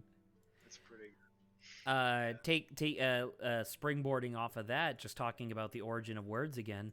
Do you know the origin of the word curse? This is the type of shit that I look up all the time, by the way, because I think about it and then I'm like, huh, I wonder if that's a thing, and then I look it up and it's like, oh, turns out it's always a thing. So you know paganism. Yeah. The word curse initially The word curse initially just meant a fork in the path. That's all it meant. It was just like the metaphysical idea of like you're traveling in whatever way you are, and suddenly there's a choice. That's all curse meant. It's suddenly there is a choice in your path. Not physically, it could also mean in your life, in whatever. And that's what it meant. But it was a big thing in a lot of apparently like pagan rituals and pagan thought processes. The idea of like, oh, this is a curse upon you. This is a choice that you must make, right? But then Catholicism starts rolling through the globe, and obviously, as you're familiar, like mostly anything pagan either had to be converted into something that fit the Catholic religion, or had to be like completely demonized. And so the Catholics roll through, and they're like, "Yo, curses? Nah." What it means, instead of a fork in your path, it now means that you were on the right path, and now you're on the wrong path. That's what it means. And then that's where the idea of curses nowadays comes from. The idea of a curse being like a bad thing being inflicted upon you. I think that's really neat. Yeah. That's interesting. To tie it back to something that I like, that I assume that you probably don't care about, is Well, we'll see. well, I maybe not don't care about, but probably don't necessarily know. There's JoJo's Bizarre Adventure. No. No, there's a spell in 5e called Bestow Curse. You touch someone and you curse them. It's one of only a handful of spells in 5e where the effect is intentionally ambiguous, where it says as to what a curse is, as to what it can do.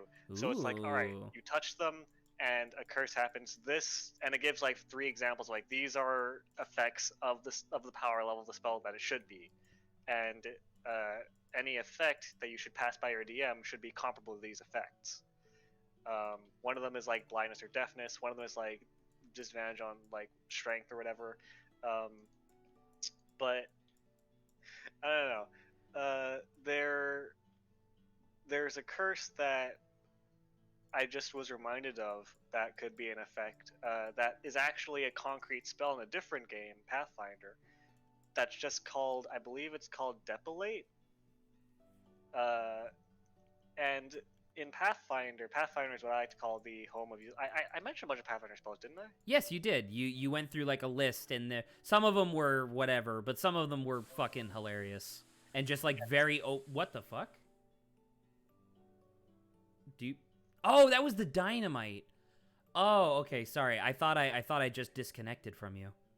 Yeah, no. Sorry. Yes, but yes, you said a bunch of Pathfinder spells prior. Yeah, one of them is Depilate, which is literally just a spell that causes all of the target's hair to fall off its body. that's and like that one's so specific. It's super specific, and it's like theoretically, mechanically, it's like, oh yeah, they take a penalty to charisma checks, but also all the hair just falls. What if they're like a bugbear, or like someone that's normally covered, like a yeti or something? Yeah, they're just hairless now. They're just hairless now, and the only penalty they take is -2 charisma. That's it. That's it. But excluding like weather resistance, I suppose. Yeah, I don't know. I just thought, like, I guess you could have that be an effective Bestow Curse. I was just thinking back to, that reminded me of like an ancient time when I was very new to DMA. I didn't know all this minutia about D&D spells, where I made Depilate my own spell, because I was like, that's a funny spell, I'll make it my own game.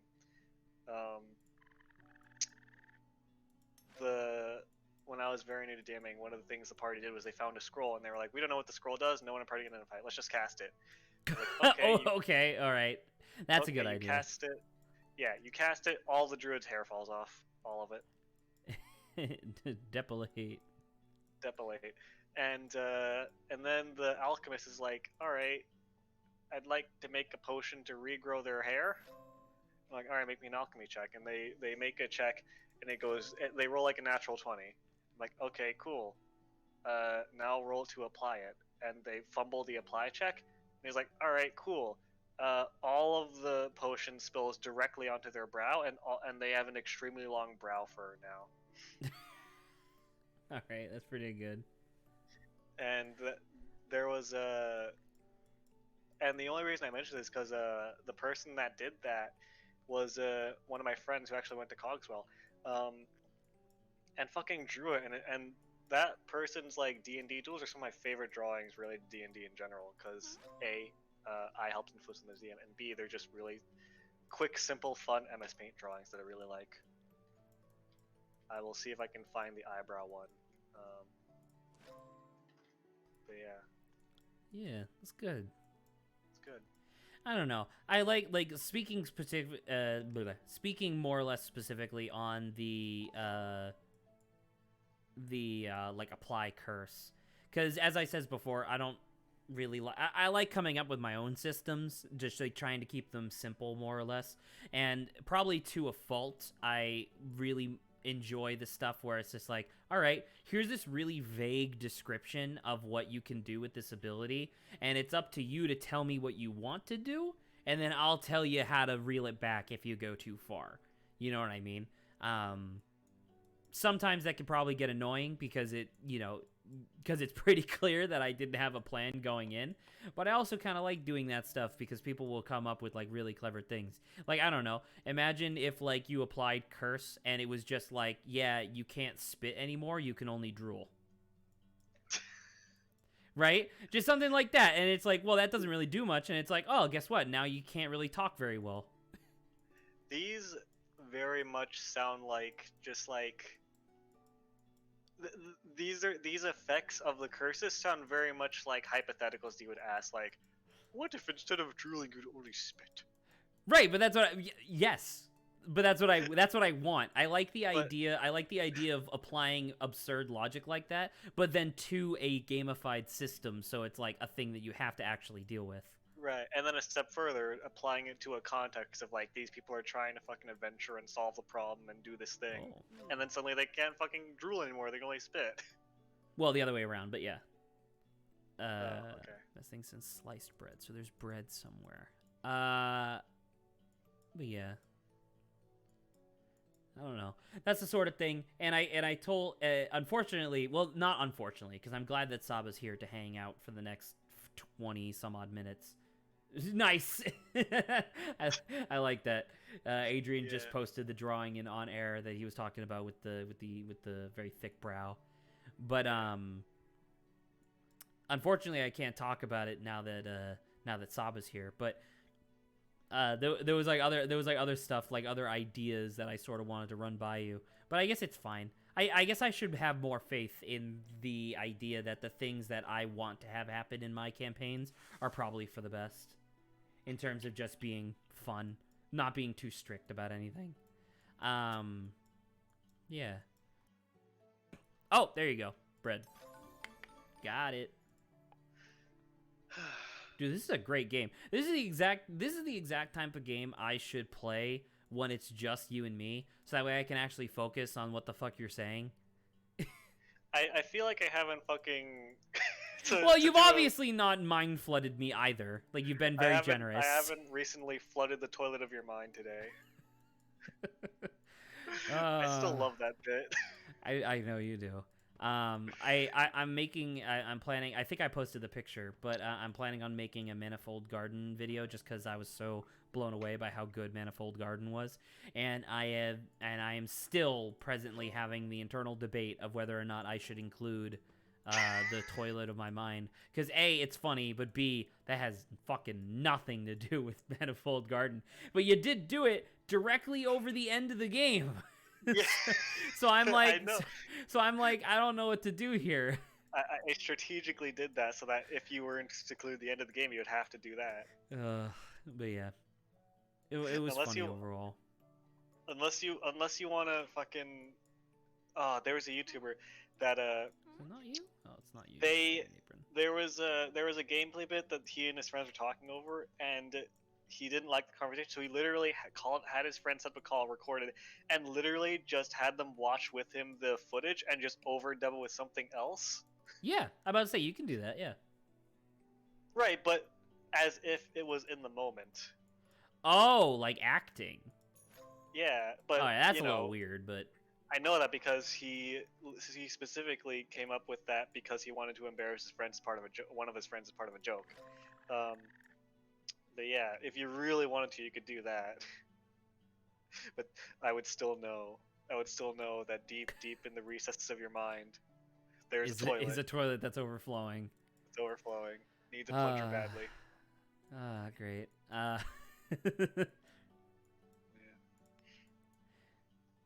Oh, there we go. Oh man, that's really sad. Oh, a small nothing thing that I wanted to mention real quick. Yeah. I got a commission recently, and the commission was to unfurry a character that I had drawn as a furry. Oh, so just draw the character as like a full regular human. Not even necessarily, just to kind of like edit, like basically the head, the skin, and the legs. Oh. That's kind of it. And to remove the tail, and it was very simple. Oh, yeah, that's neat. Yeah. I got paid a little bit of money because they were like, "Hey, I want you to make a human form of this character for me." And I'm like, "Cool, done." Yeah. Not exactly super involved, but good. I mean, I got paid for it. Yeah, yeah, exactly. Yeah, that's what I'm saying. I have a different commission I'm working on where I have to draw a gun as part of a character. The character is like an artificer, so basically a wizard inventor character. Right. Yeah. Yeah. Yeah. I didn't realize how fucking hard it is to draw specifically because I based the gun design off like an old-timey revolver but with magic elements. Yeah. And I've a lot of mechanical parts to that. Exactly. And the idea I had in my head was the character's reloading the gun. And I didn't realize until after I already marked up the sketch, Jesus Christ, this is so fucking hard to draw. Like you said, like, an old-timey revolver, that's already like 1, 2, 3, 4, 5, 6 moving pieces. You have the hammer, you have the shells, you have the drum itself, the gun itself.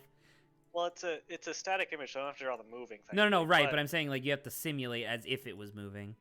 Right, here's the problem though. I have to draw it relatively, at least somewhat in perspective, and I have to draw it as it's open from an angle that fucking... Like, if you look up revolver reloading, it'll show you as if you're the one reloading the revolver. None of the images are if they're reloading from the angle that I want. And you could probably find some like video, right? I guess, but I don't know. I'm about to say, like, just look up like a video of someone shooting like an old-timey revolver, and you'll probably find because most of that will be the person like shooting. It'll be like the camera on them, so it'll be from relatively the angle that you're looking for, perhaps. You'd be surprised. I actually have looked at a few gun videos, and a lot of them have like a GoPro with them, so it's as if you're shooting. Really, that's weird. Yeah. But yeah, I could look at that. I already mostly slaved myself through it. And then I realized that I did that part and mostly fixed it all up before I even finished on the characters' outfits or even basic anatomy or anything else. I just did the gun, and that's it. And I'm already exhausted. That's fun. This is the kind of knowledge that experience gives you, where it's like sometimes you don't realize that a gun is just going to be really fucking hard to draw. But yeah, you're like, yeah, it's a gun. I've seen 1,000 guns, and everything. Yeah. Yeah, when it's not a first person or just a faraway static shot, pretty hard to draw. I tried both break open and what's the fucking other type of gun? It's like there's two types of revolver. There's the ones where it like snaps in half, and there's the one where the barrel itself pops out. I wouldn't know the nomenclature. But you know what I'm talking about. Yeah, right? Yes, I do. Yeah, I tried the one where I think the first one's called break open. Where it like falls forward, and then essentially a mechanism like pushes everything out. Yeah, the handle stays where it is, and then the barrel and the drum. The drum, right? The barrel and the drum, cylinders. Cylinder. There you go. I about to say I said it with a question mark because I was like, that doesn't sound right. I about to say you put a drum on like a Tommy gun or like an automatic shotgun, but yeah. Yeah, so the handle stays in place. The barrel and drum both like collapse forward, and then you load the thing in. Or the other one where only the barrel itself moves to the side, and you load it like that. Right. Turns out the one where the barrel moves side is way easier because you can just draw a normal gun and then like lasso select the barrel and then just push it to the side a little bit. Whereas the break open thing, you have to draw them both in different perspectives. And many artists will agree with me that I have a basic grasp of perspective, but god damn is it so annoying to draw inorganic objects perspective compared to just like people. Because people know enough about people, they see at least themselves that you can kind of bullshit that way more easily than you can like a gun. Because if you look at a gun and it's off in perspective, then you can tell it's off very easily. Because it's like, that's not what that should look like. Yeah, because your head is able to do the fucking Disco Elysium, like visual calculus or whatever. Visual calculus, yes, exactly. Literally, by the way. Yeah, so that will tell you instantly whether an inorganic object is off is in perspective wrong, especially if it has geometric shapes, which guns do. They're relatively blocky, cylindrical, etc. Mm-hmm. Inorganic shapes in reference to art generally refers to like polygonal or cylindrical or not even spherical. Spherical is more organic shape because it's rounded, but inorganic referring to things with hard angles and edges, basically. Is a term in art, and I don't know. I believe you took a sketching class. I mean, know yeah, how much else I you took the regular sketching class that Cogswell has everybody do. I'm about to say, I'm obviously not like super familiar with with all of this stuff, but yeah, I'm about to say I understand the idea, like the difference between organic and inorganic. I don't know, just like because one of the things that, and I mean this just comes from me as a person who's done a lot of world building before, just like the idea of like almost no straight lines, like almost no perfectly straight lines exist in nature. So like that in and of itself is just like if you have a cube that's pretty inorganic. You have, yeah. I mean, like, I don't know. I'm trying to think. Like, can you think of, like, anything in nature that just has, like, a naturally perfect straight edge that's not, like, a mineral? I was going to say minerals are pretty much the main thing. Because, I mean, you have minerals that, like, literally crystallize into cubes. You know what I mean? But people look at that and they're like, wow, that's weird. But then under most circumstances, because, like, I mean... I think am I wrong in saying that by definition rocks are inorganic? That's what that means, right? I'm pretty sure you're correct. I was gonna say because I'm about to say I'm pretty sure organic means that it's like a living thing, right? Like it's made of carbon. Well, maybe not carbon, but like, yeah, I think it means it's there's like thing. A biological definition where like viruses are kind of not. Right, because they have to meet a list of criteria. But yeah, I was gonna say other than rocks, I guess. There might be like certain laminar flowing liquids could I guess that's true. Or alternatively, oh, there's the bear. I saw it like 6 times and just skipped over it. Alternatively, it's sort of not the same thing, but sometimes when things break just due to whatever, it'll break in perfectly straight lines. Yeah, but usually things that break like that are made of minerals. Well, I'm saying like you can depending on how like a person falls, you can have a perfectly straight fracture on your leg. You know what I mean? And that's not necessarily organic because that's technically not like natural because that's like a thing that happened to somebody's leg. But, you know, I don't know, just like something along those lines. Yeah, fair enough. Isn't organic meaning coming from nature? That's what I was thinking too, Saba, but I'm pretty sure it means that it's like a living thing in some context. It depends on the context. There are a lot of different definitions depending on the context. Yeah. Oh, dude, only 9 minutes until it's New Year's for me. It's still. What, I know you have 3 hours.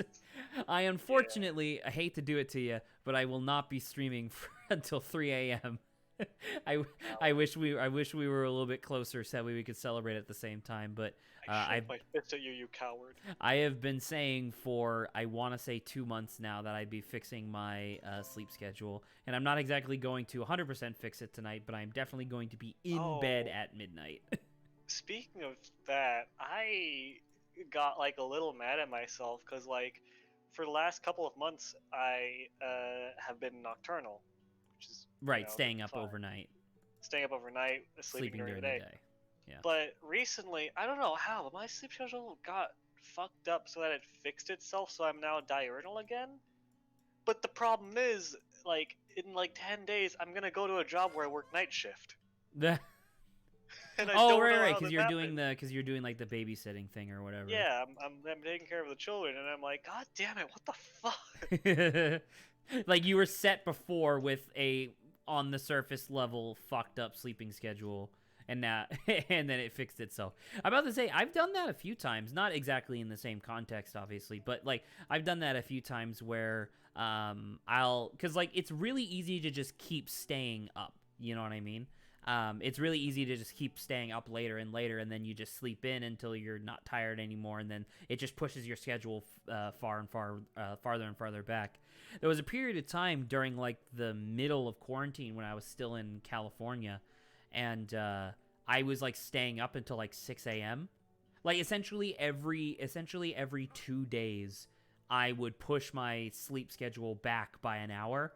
And so like I was staying up until whatever, and then I was nocturnal for a bit, and then it just looped, and then I was normal again. And I was like, all right, well I'm gonna make an effort to stay here.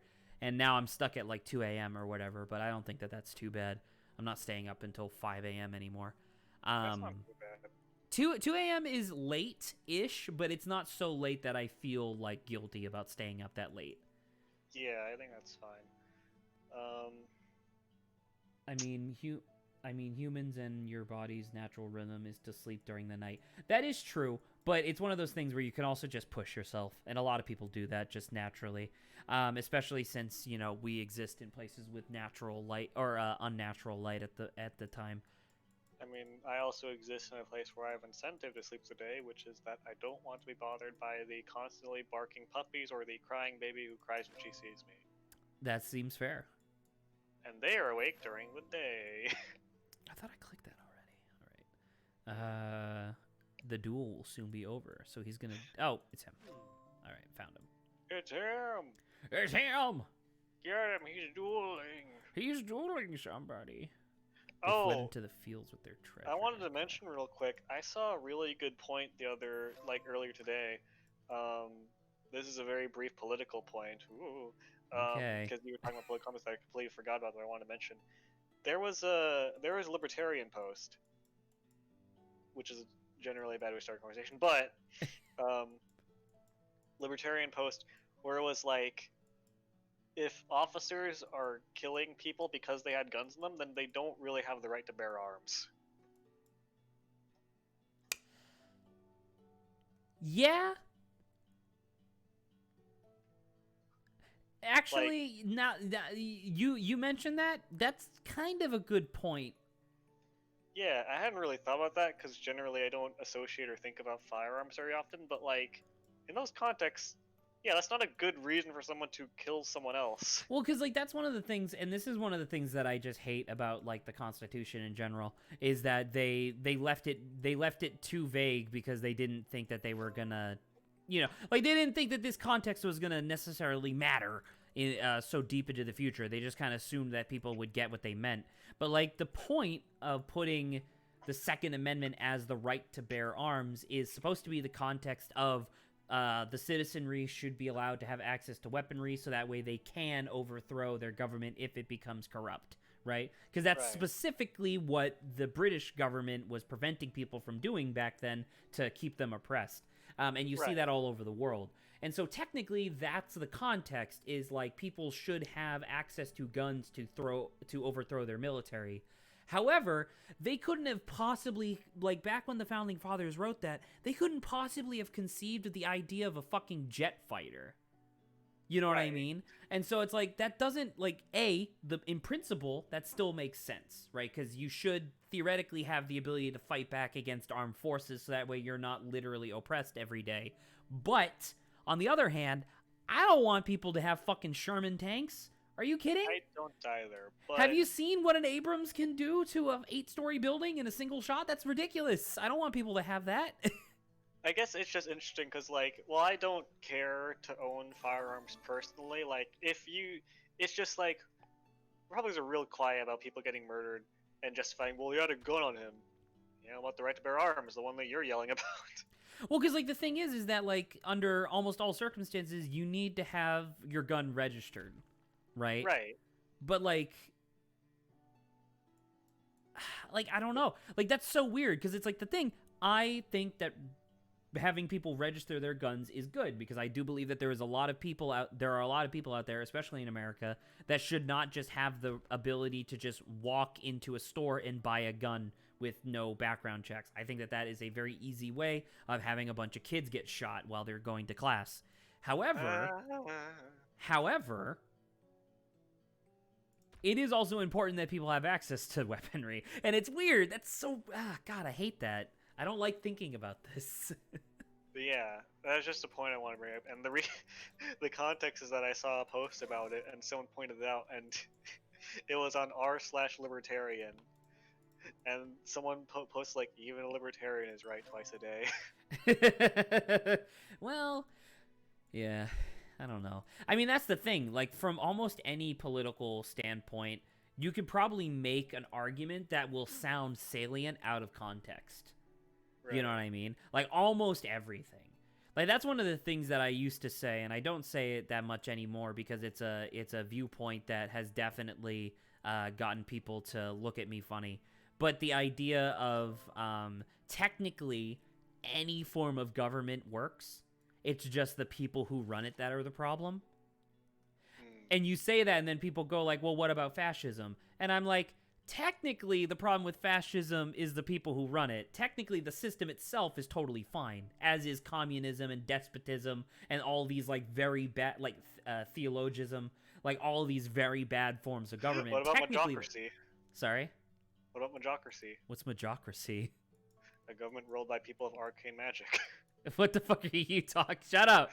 It's a government ruled by wizards. I want a majocracy. Oh, because it's like mageocracy. That's pretty funny. Yes. But yeah, I don't know. That one doesn't work. Well, once again, that one could work if the people running it are good. Existent. Well, shut up, Adrian. Are good. It would work if they're good people. It's only when the people become corrupt and bad that a government fails. And that's why, like, Or if they don't exist. Or if they don't exist. Thank you, Adrian. But that's, I don't know. That's like that's like one of those points that I bring up, or I used to bring up a lot more often. The idea of, like, technically everything works. It's just the people that make it not work. And that's one of the reasons why capitalism worked. And capitalism is not a government system, despite the fact that it totally is. One of the reasons why capitalism worked so well for so long, well, in context it hasn't, but you know what I mean. One of the reasons why it worked pretty decently is because capitalism assumes the worst in people. Like, capitalism doesn't function under the assumption that people in 100 years are going to do the right thing. It functions under the assumption that in 100 years people are going to do the wrong thing, which is the reason why it's more or less functioned exactly as it's supposed to have for a very long time. Now we're just getting to the point where shit's hitting the fan, so things are going insane. But you get the idea. Capitalism assumes the worst people. People start, confirming that. Well, and that's what I mean. And so, like, the thing is that, like, imagine you're writing a book, right? And you write the book specifically for the purpose of making people angry, and it works, right? And it happens, and you have succeeded. On paper, you succeeded in what you were trying to do. It's just what you were trying to do is not good. Right. So there you go. Just the word book reminded me of a tangent. By the way, Happy New Year. Happy New Year to you. You Yeah. can't say that to me because it's not Happy New Year for me yet. I'm saying it in general. We're streaming. No. What do you mean, no? I don't allow it. I don't allow it. Okay, sure. Anywho, you were saying. I was just saying that I was listening to like a podcast kind of thing about just D&D or tabletop in general, and I tend to agree with a point they made where it was like part of the contract of either just listening to D&D or even playing D&D is that, like, how do I say this? They said it much more like than that. If there was a book and the narrative was that it's these adventurers going up to do this big, amazing thing, and then, like, out of nowhere, one of them messes up something they totally shouldn't, then that's kind of just bullshit, and it sounds like coming out of Arthur's ass. But the contract of D&D is that you agree that part of the storytelling is a random number generator that can pull things out of its ass that would not fly in a book or movie, but would fly in D&D because it's like, oh, it's the dice. Right, the idea of like a natural a nat 20 or a nat 1 just completely overturning whatever you might have been planning, whereas in any other medium of storytelling, that sort of thing is hugely frowned upon. Right. Yeah. And I just thought that was interesting. I thought that fact was fascinating. I totally agree with it. That's part of why D&D is so fun. Is that, Oh my like, God, there's so many things. it's just like, yeah, fuck your conventional story arc. What if this guy rolls nat 20 to kill the villain instantly? Um, that just also reminded me. They were talking about how they were like basically Q&Ing. It was these D&D players Q&Ing, and one of the questions was like, how do I make villains effectively scary? And one of the suggestions was like, don't, like, there are certain tropes in movies or media or books or whatever other mediums in general that don't fly in D&D. For example, like, if the villain is trying to monologue, the players if the players have them too, they absolutely will clown on the villain. Right, And yeah. extending that, if the players don't like someone to the point where they want to enact violence on them, and they have the opportunity to, they will absolutely enact violence on them. Like, if this evil lore guy has killed like a village of people the players like, and he just standing is on a cliff 10 feet up and mauling them, players will absolutely charge him and body slam him off the cliff. And that was the point they're making, and I usually agree, although it made me think of a point where I was like, I need the villain to exposit, but I don't want the players to kill him before he can exposit this. And so a solution I had to that general problem, a little bit cheeky, a little bit corny, whatever, it worked. The players were in a very arctic cold place, and they were climbing up a mountain to fight this evil like ice dragon guy, and the ice dragon had control over some of the land, so it was like an intense, harsh blizzard. Although, like enough that the players couldn't even see in front of their own face. Although the only sound they could hear besides the howling of the wind was the dragon guy being like, "So you have come to settle the blah blah blah blah blah," and the players were asking me like, "Hey, I fire at him." It's like, okay, you can't see. I mean, yeah. Okay. And then when I and see where then this is when the going. yeah, and then when the dragon was like, and that is the end of my monologue, then the snow clipped, then you could see where they were, and then the battle started. I think that's fine. Yeah. That's not bad. That's a more or less good method of forcing exposition without it being too dissonant with what you would normally expect, I think. Yeah. Because that reminds Because me of that's like some video game shit where like yeah. it does that thing where it forces you to shimmy along a wall where it makes it seem like it's gameplay, but in actuality, it's just loading up the next level. Or like the elevator trick. Yeah, where you go into an elevator to load up the next level. Yeah. Because that reminded me of another. Because they faced that specific problem in their own like D&D show they were doing. There was a point where the setting is like they're a bunch of high schoolers with fantasy powers. Okay. And they were like fighting like the coach of the football team and a bunch of like undead football players. And the coach there, it was revealed recently that the coach was like this like cult leader of like this fundamentalist like holy quote unquote religious group, and trying to bring about the end of the world for like purging or whatever, like all this sort of crazy stuff, and he was a big villain. Right.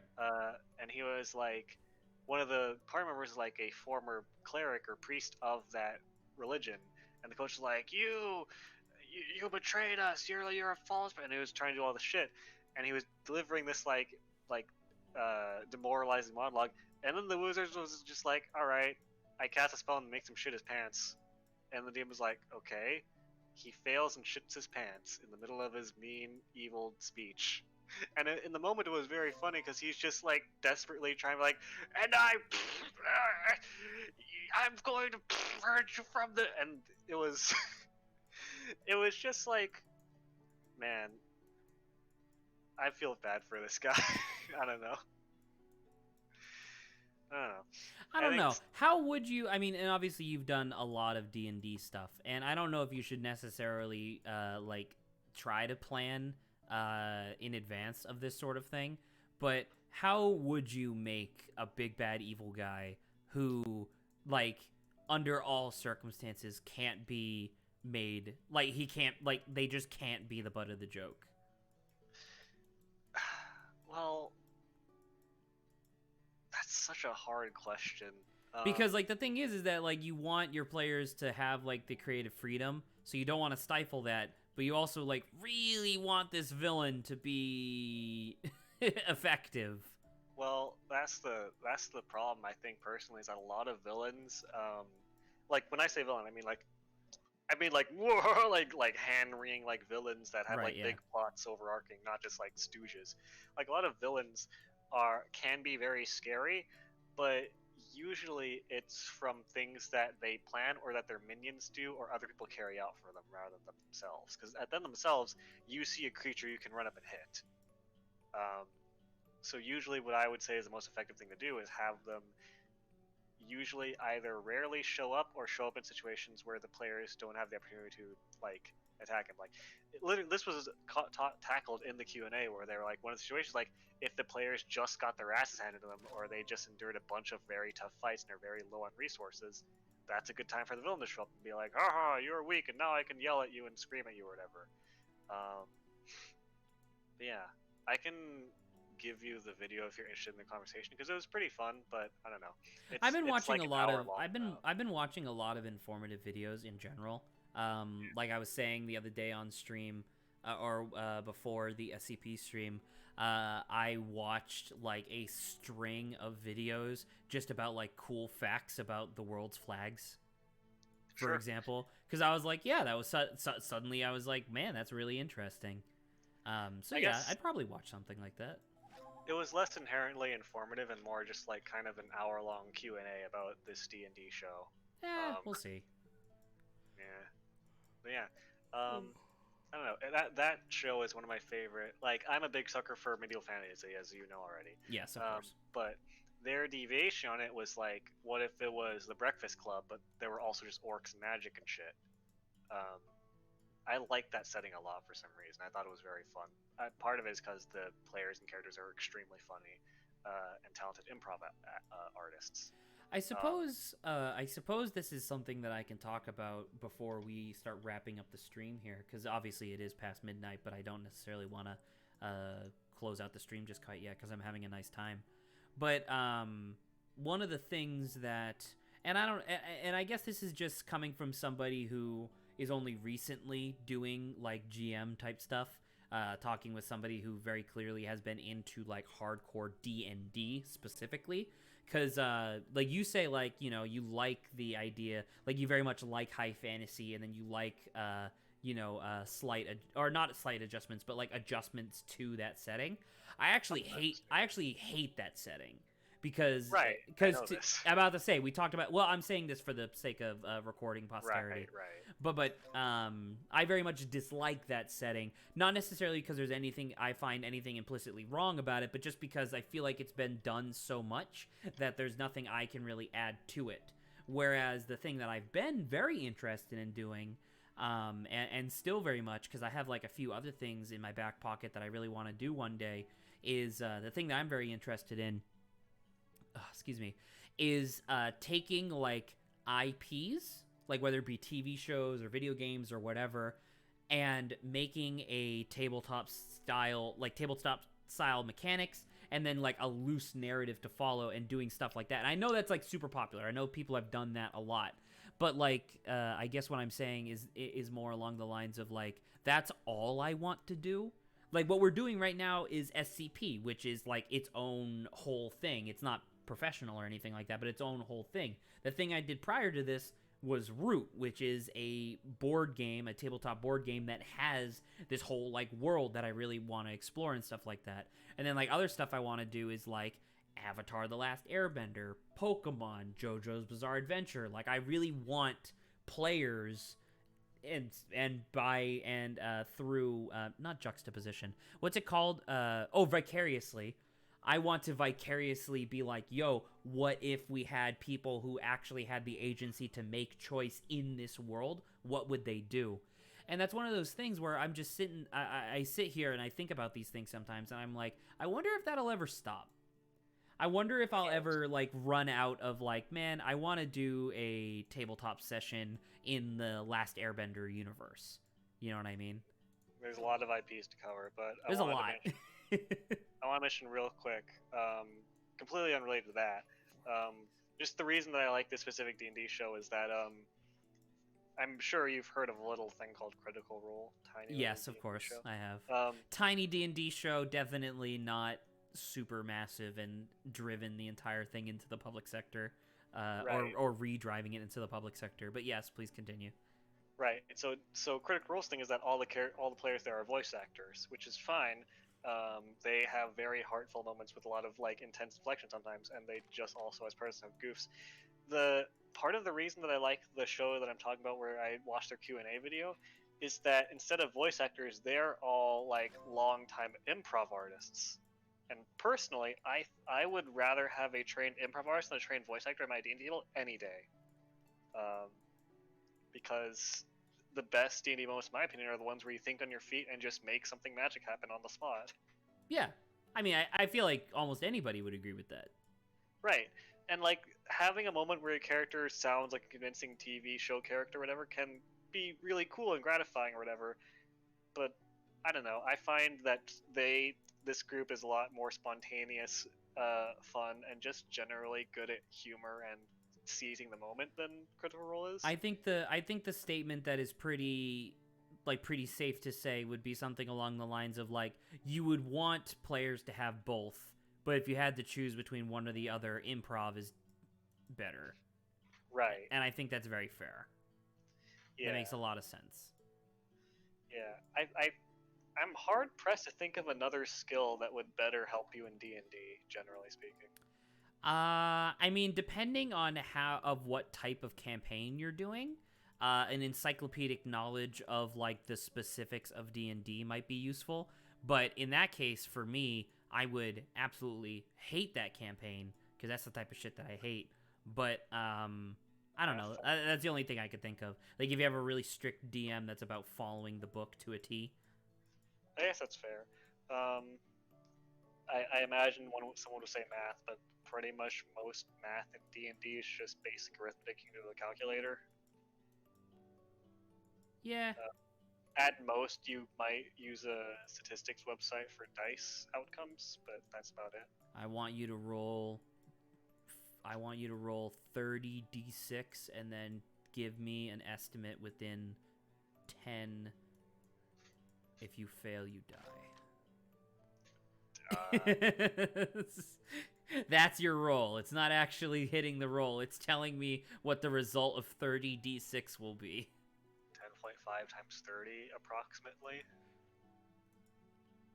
Okay, what is that? That'd be 300 plus 0.5 times 30. 315, roughly? I think. If my Give me a minute. memorization is correct. What'd you say? About 315, I think. Wait, did I do this right?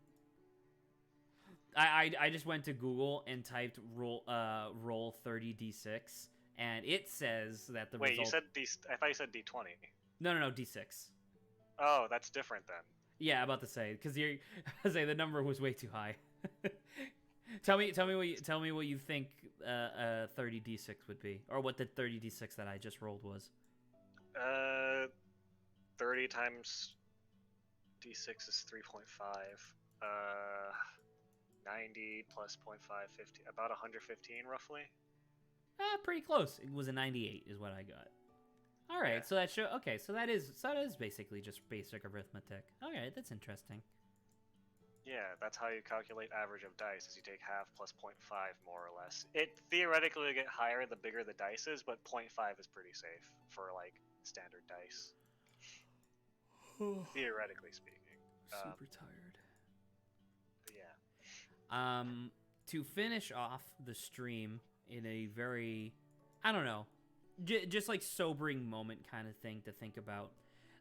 You told earlier in the stream what you were doing last year for New Year's, where you just like went to Denny's to go eat food or whatever. That was a few years ago. But Well, yeah. a few years ago, but either way, at this time last year, because it is what is almost 12/20, so yeah, almost at exactly this time last year, I was just coming down from a panic attack, and I was desperately texting Malia trying to get back together with her because I didn't want to be alone when I got back to California.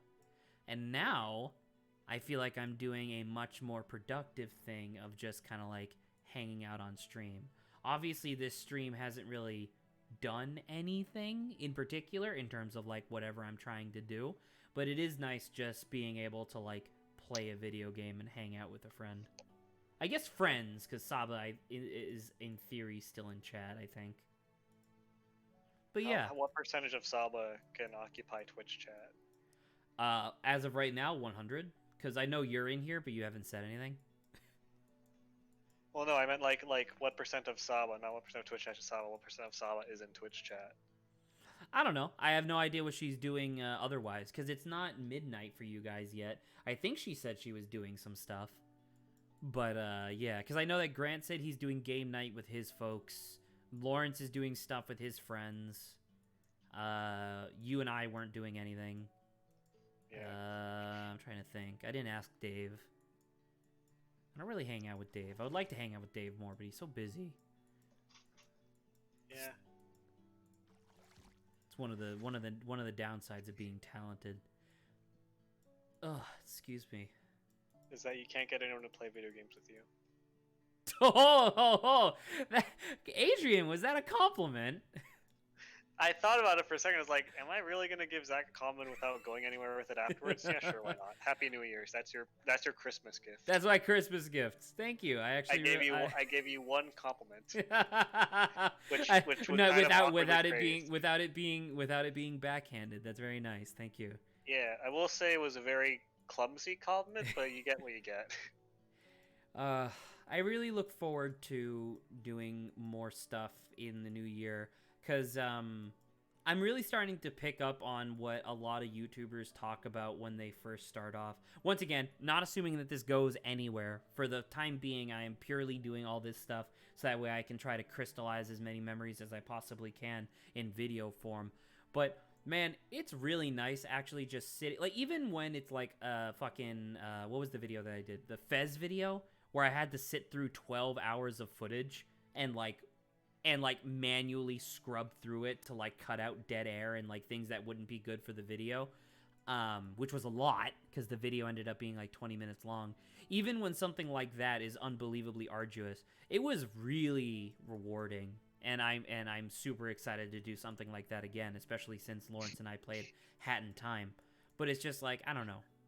It's one of those things that Lawrence and I have talked about many times, but like, if universal basic income was like a thing, like essentially if I didn't have to get a job in order to live, Right. I would absolutely be doing this for, I don't even know how long, probably a few years at least. Even if the videos got like no more than like 20 views from my closest friends, I would still probably be making this stuff because, man, it's a lot of fun. What if like a random community of some jackass famous guy was like, hey, I found this small, let's all make fun of him and flame him. Like, what would you do? I mean, that would obviously hurt a lot because my assumption is, based on what you just described there, their community is all about shitting on people. My initial response, because I'm assuming it would also be like a relatively large community in some context. My initial response to suddenly seeing a bunch of people like watching and responding to the video would probably be really positive, and then would be pretty negative to the point of like, you know, people being mean. But I don't know. I would still keep going. Cause That's That's steadfast of you. Well, because I mean, like, I don't know. Would I be their punching bag forever? I'm assuming they would move on to something else. And I don't even know if there's necessarily a lot of stuff in the videos that you could specifically shit on. Oh, that guy really isn't Adrian. Yeah, that's the thing. Because they would absolutely latch on to you. Actually, Yeah, maybe they would, because if they're specifically trying to shit on me, 99% of the time when you're in a VOD, it's you, like, mind flooding the shit out of me. So maybe they would latch on to you. You say that like I'm some sort of like psionic beast and that's my special ability. That's pretty much all you've done, yes. Is dealt psychic damage to me. Aw, thank you, Saba. I appreciate the solidarity with the channel. Not that the channel's like, going anywhere, but it's nice to have support. Mind Flood is like it's like the poison condition, but instead of poison damage, it's psychic damage over time. and then the representation of when Mind Flood ends is when it's no longer flooded and you fully drained the mind. You're saying that, and this will be the last thing because then we're stopping. So to the point where I'm actually gonna like exit out of the game while I'm saying this. One of he's not really a YouTuber that I follow. I used to follow his stuff, but he's a little monka-esque sometimes. But Mathis Games does D&D stuff every once in a while, and that was one of the things because he's a member of like the grander Northern Lion Live Super Show community. So that's where I got the term Mind Flood from, and that's like a big term within that community. And so that's an actual status condition that Mathis uses quite often in in his D&D stuff, where depending on like how mind flooded you are, certain things will affect you, like in the sense of like when you're doing a perception roll or something like that. If you're mind flooded, your perception roll is automatically disadvantaged no matter what, because you're not focusing because you're mind flooded. But then it can go like further and further to the point of like if you're really mind flooded and you still pass a perception roll, he will just tell you a bunch of information, some of which might be relevant, some of which might be not. You know what I mean? Like literally mind flooding the player. And I think that that's like a really good interpretation of what mind flooding is. Just the idea of just way too much information for you to properly parse what the fuck is happening. And on that note, we're done. All right, good. Okay. I think I would probably do Hidden Through Time again some other time. This was nice to just chit-chat for a bit, especially for New Year's. But anywho, thank you for coming to the stream, Adrian. It was nice having someone to chit-chat with while I was waiting for the hour to tick over. And I will be busy for a while after this, but it was nice to relax and catch up. All right. Happy New Year's. Happy New Year's. I'll see you tomorrow? We're doing theoretically. Oh wait, no, sorry, I forgot because you said that you're not available on Fridays anymore. Right, I was just right. Never mind. Okay, sorry. Well, anyway, hopefully I'll see you for Saturday's stream where we'll be finishing Ace Attorney 3. I was about to say Happy New Year's to you in Vietnamese, but I realized that specifically Chinese New Year's are still like 2 months off. So. Well, there you go. I'll say that. Remind me to say that to you in like 2 months later. I will try. I'll make a note. Put it in banter ideas to remind yourself in 2 months. Anywho, good night, Adrian. Good night, Saba. Happy New Year.